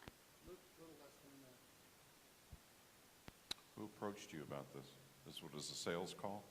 No, we found it as educators. You just found it? I found it on my own. I was looking for videos because I like to engage my kids by catching them with a video. My kids love music.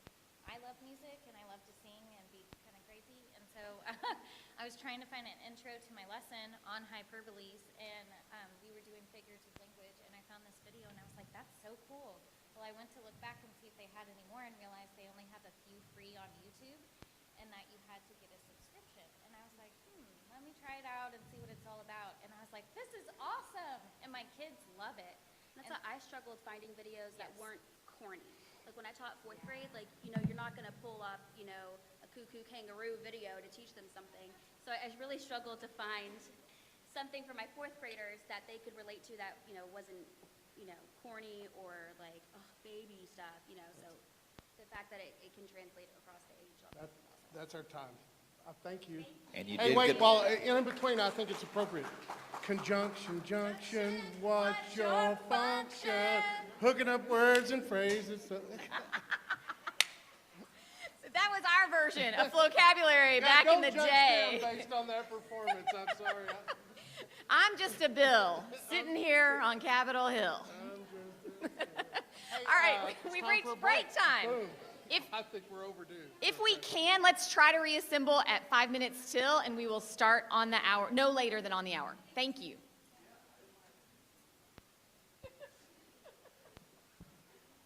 Started in my head, I couldn't get it out. Like, oh, I never.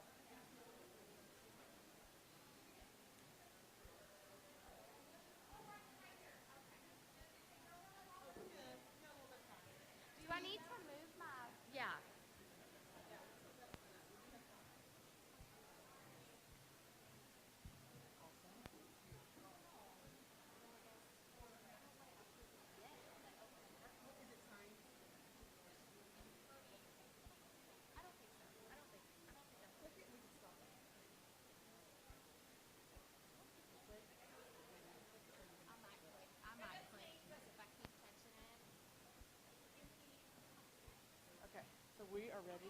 I'll let them know that you're ready.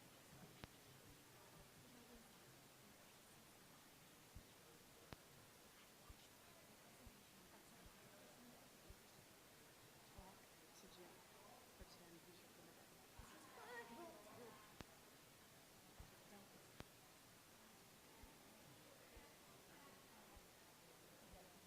And then I'll do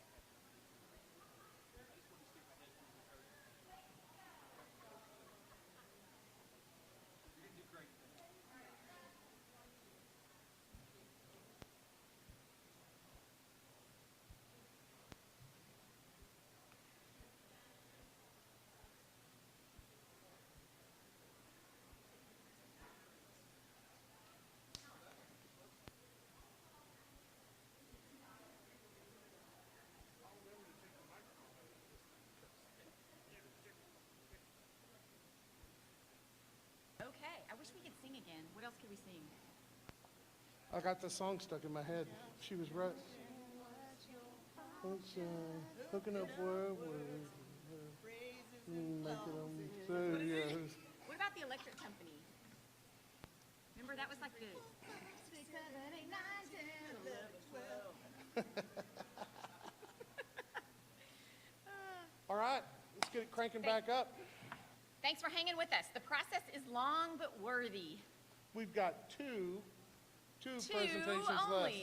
I would say we saved the best for last, but I don't know that to be true, and it seemed like it'd be prejudicial against the other grant presenters. Let's not say but that. We have two presentations left. Our next presentation is Adventure EduMark at the Playground from Megan Jones at Brown Elementary. Megan's asking for $6,858. There's 7 cents on there. Don't worry about that. I'm covering it for EduMark Playground Experiences. All right, So bring all it. yours. Okay. Hi, I'm Megan Jones. I teach kindergarten at Brown Elementary, and this is my grant proposal. It is Adventure EduMark at the Playground. So before I tell you what EduMark is and all of the fun things, I want to tell you a little bit about my why. So my why is that children, they learn the best when they're having fun and when they're playing. They can attach those movements, they can be physical. It really resonates in their brain, especially with the younger grade, like the elementary children. The other thing is that our students, and we all know this, our kids have been through a lot this last year, especially with COVID. There's lots of stressors, there's lots of things that they had to be taken away, especially with the social aspect of it, and now in our classroom, we have to, make sure that we're still following all the COVID procedures and still give all of our kids the social environment that they need. This school year, given it our all, everything that we can, to make sure that they're still having that fun and they're still having engaging lessons, but we want to really look at the whole child. The whole child is not just the academics.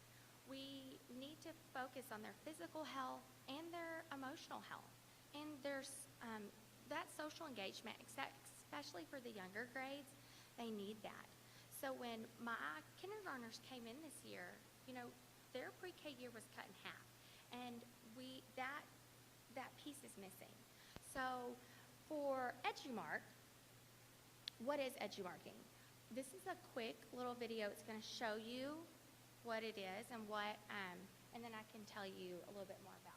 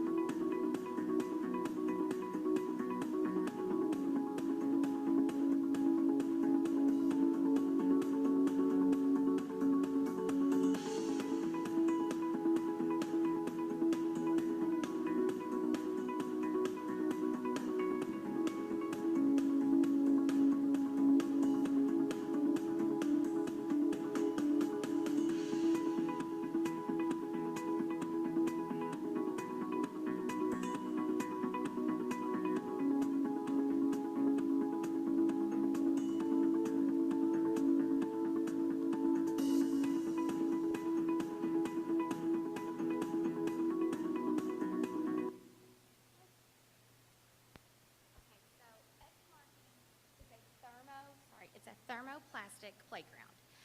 What they do is they come out, and if you have a blacktop, concrete, they come out, they have this, it's not where you used to paint the 4 squares on, this is like a plastic they use on the roads and the highways now, and so they roll it out and they use heat to apply it to the ground, and then they cover it with a sand, which it seals it, and it has a 10-year warranty.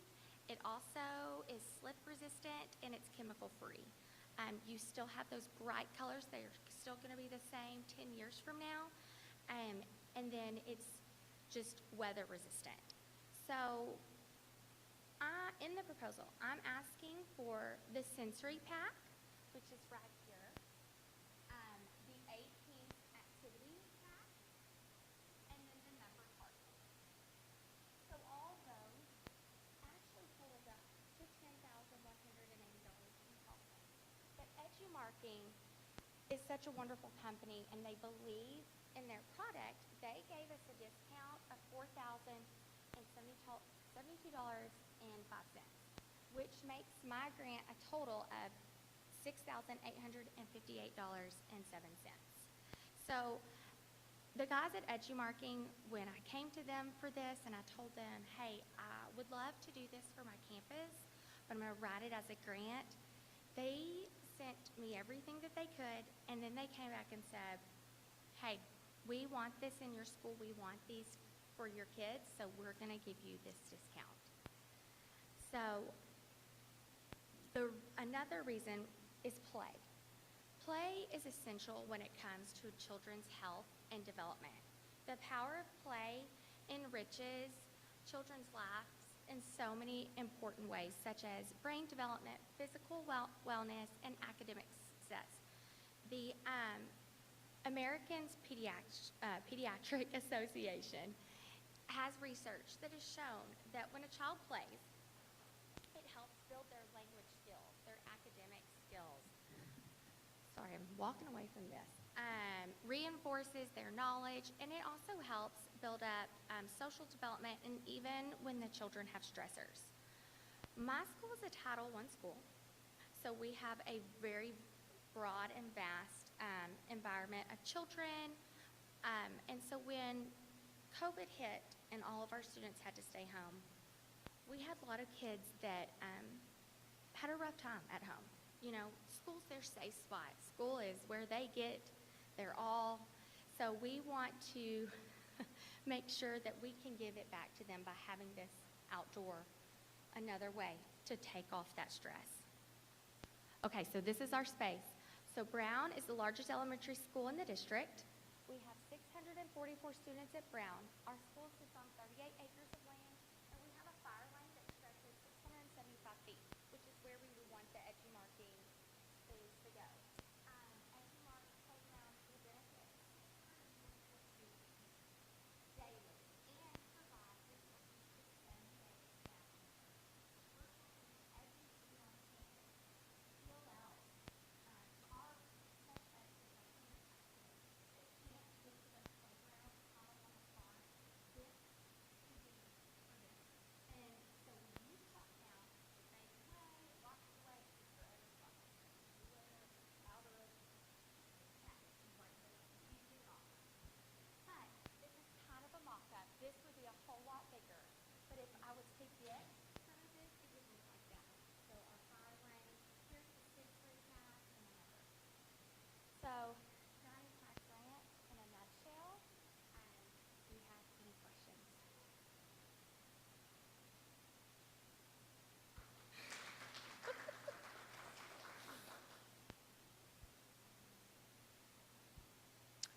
I wish they had this when I was a kid. Yeah, we had hopscotch and with chalk, and it was really bad. This is great. So you answered the questions that were going in my head as we went along. 644 students every day could be impacted. K through 5 is what you see use, right? Yes, sir. And our last skills and our PPCD, all of those students as well we'll get to. Have you talked to any other campuses that have put this product in use? So locally, from what the EduMark people have told me, there are no other campuses around here, so this would be something different. There's a few campuses in Dallas, and then San Antonio. They go out of state a lot. I know the guy was telling me he was going to install in Virginia. They all, from their blogs, you know, the things that they've come back and posted on their website, they've loved it. The first campus to ever get this product, it was about 7 years ago, and they showed a video where it's just as bright. It doesn't peel up. It's, you know, they get a lot of snow up there, so even the water, it doesn't affect it. Good to know. Is there any curriculum with it, or is it just for open play? No, so there are lots of different teaks. We could tie in our PE teaks. Then with the sensory path, if you look, there are letters.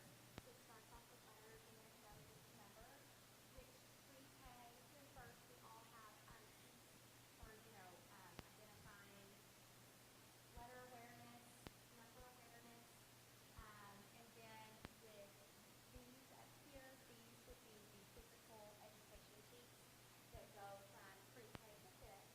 And then the big solid round number coding can be used for a number of things. Addition, subtraction, adding the double numbers, identifying numbers, all that kind of stuff. So we can definitely tie in educational teaks as well as, you know, the emotional and play.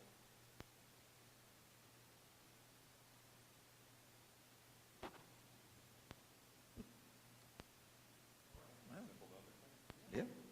Thank you very much. Thanks.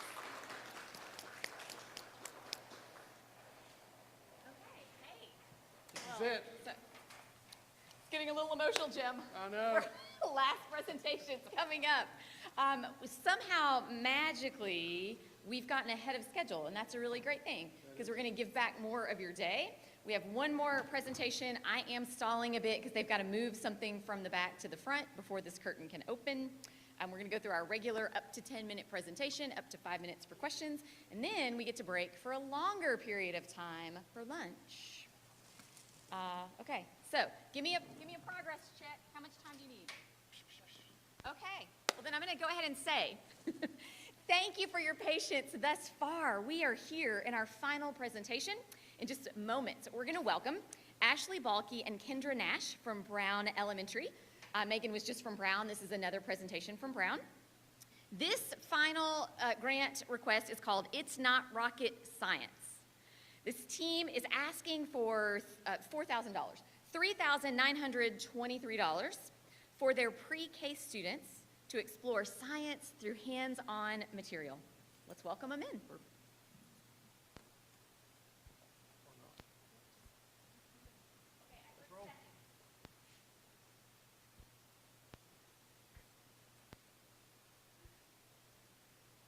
Well, I prepared to dance. Oh, well, let's see there. Hello. We are presenting It's Not Rocket Science, and we just believe it's not rocket science, that pre-K kids love science. And we just feel like that there are lots of things that we could benefit from in our classroom for science. I'm Ashley Balke. This is my coworker, Kendra Nash. We teach pre-K at Brown Elementary. Here we go. So we are asking for 2 science lab systems. This science lab system is a 6-piece set, and it has a specimen lab. It has parts where I could grow plants in it, keep a fish inside.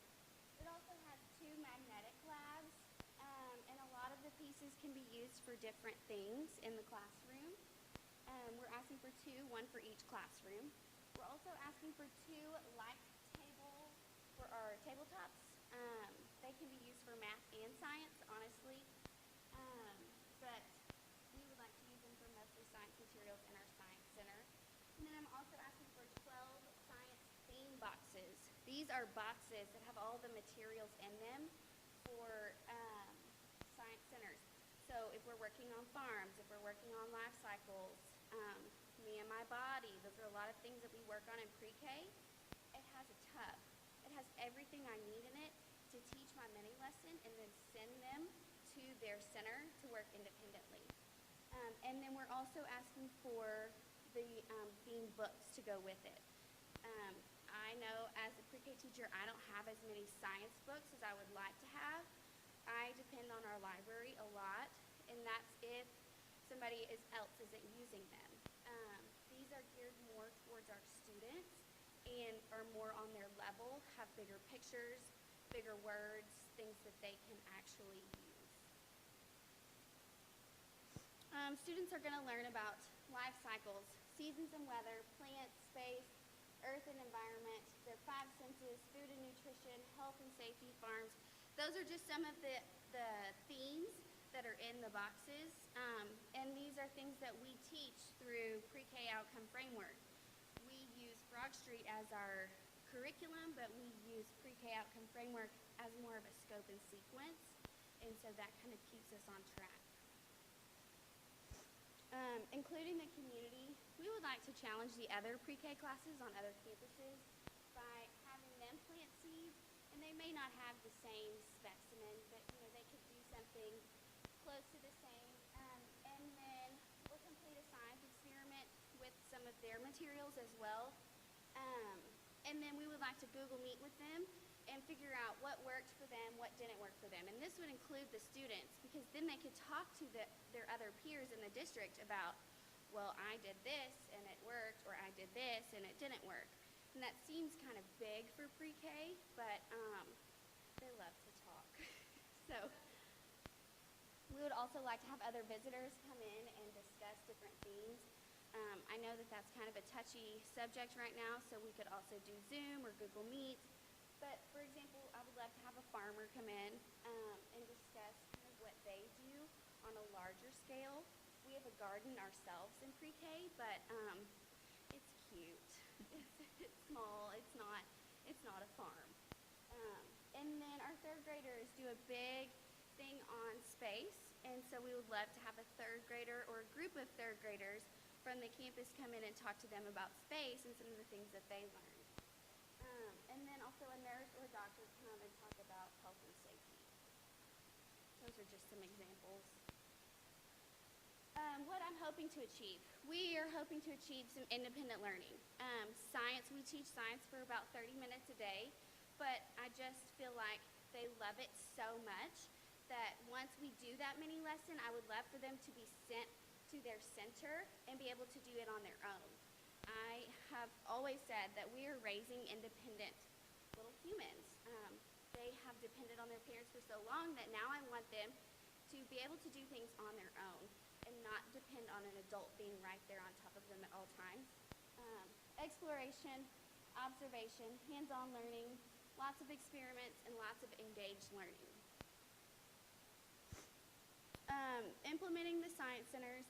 As soon as we get the materials, we'll have them sorted and organized, build the lab system, and we can begin using them. It's not something that we have to wait on.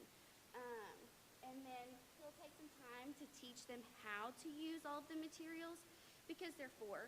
We don't want them in pieces, and we don't want them, in their mouths and things like that. So it'll take some time, but we believe that, with good classroom management and structure, that they'll be able to use them independently in no time.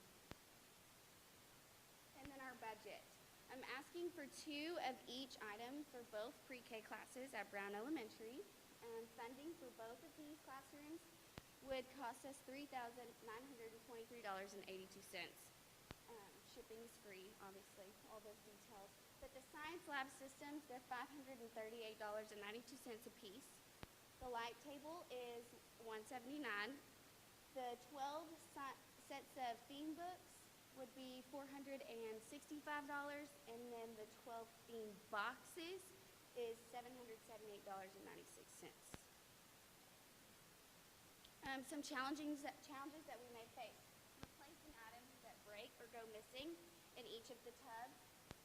Keeping students from wanting to stay in the science center. Giving them that free choice. Sometimes it's hard to get them to do something else because it'll be so much fun. And then obviously sanitizing, we'll have to sanitize everything after each station. We are so grateful to have the opportunity to even be standing up here. And as teachers of these sweet kids, we want them to be successful. That is our goal. So we hope that you will help us and that you will take this opportunity to inspire and equip students to I feel like I haven't taken a breath. We hope that you will take part in this opportunity to inspire and equip students with innovative and challenging opportunities. Thank you. Hey, it was worth not breathing because you finished that in exactly 10 minutes. That was spot on, friends. 5 minutes for questions. So what are the recurring costs for this? There shouldn't be any recurring costs. The only thing that I can think of, like I said, is replacing those broken or missing pieces in the tubs. We are both pretty strict and structured teachers, and so this isn't something that we would allow them to climb all over. And so the science lab system shouldn't be, getting messed up. But like I said, it would just, if we had to replace those small pieces, but we're talking years in the future. I want to thank you for actually calling out your challenges, because a lot of times when you hear presentations, you just hear the good stuff. And somewhere in the back of your head, you're wondering, have they thought through the challenges? But thank you for doing that. Thank you. Do you speak? Yes, I'm sorry. I really love to talk in front of all the little children. Adults make me very nervous, so she's a rock star, so I let her handle it. But yes, and like you said, this year, I think we all realized that we have a lot of challenges and we've had to work really hard to overcome them. So that wasn't something that we wanted to overlook. But like she said, probably our biggest would be broken or missing pieces because they are 4 and eventually turn 5. But like she said, we work both really hard on making sure that our students know that their classroom is theirs. It's not ours. It's ours as a group and as a family at our school. And we want them to know that they have to treat everything in our room with respect. And so we wouldn't want to come to you and ask for these things without being able to teach that and instill that in our students as well. Say thanks for caring about them at such a young age, because, I mean, you're really teaching them how to learn and how to love learning. And some of these kids just haven't had an opportunity to love learning or to learn how to love. And it's just really exciting to see that you want to put so much effort into helping those guys. Thank you. Thank you. We love it. We do. It's just, pre-K is our jam. That's what we say. Pre-K is our jam, but also it's the foundation. I mean, if you have a problem with your building, where do you start? You go to the foundation. So for us, I mean, we both feel like if you have a problem with our science scores and older grades or anything like that, we need to go back to the basics. We need to go all the way back to the foundation. So if we can make it stronger, then we want to do everything that we possibly can. Good. Thank you. Thank you so much. Thank you. All right. Wear the jackets when you teach the science. Absolutely. What about the goggles? The goggles, safety glasses, safety first. Hey, we've heard from 8 great teams that presented their grants. I mean, it's one of the great things about White House ISD. We have magnificent facilities, and we have a great foundation behind it. But the biggest asset we have, the greatest asset we have, are these people that have been on stage, the people that are passionate about education at White House ISD and passionate about our kids. Here's what happens next. The judges, and I do not envy you in your position, are going to go back to the judging room. Judging room. Woo, it sounds serious. They're going to go to the judging room. They're going to combine their scores, and I hope there's no physical altercation. They're going to look over notes. They're going to have a little lunch. We're all going to meet back here at 12:45.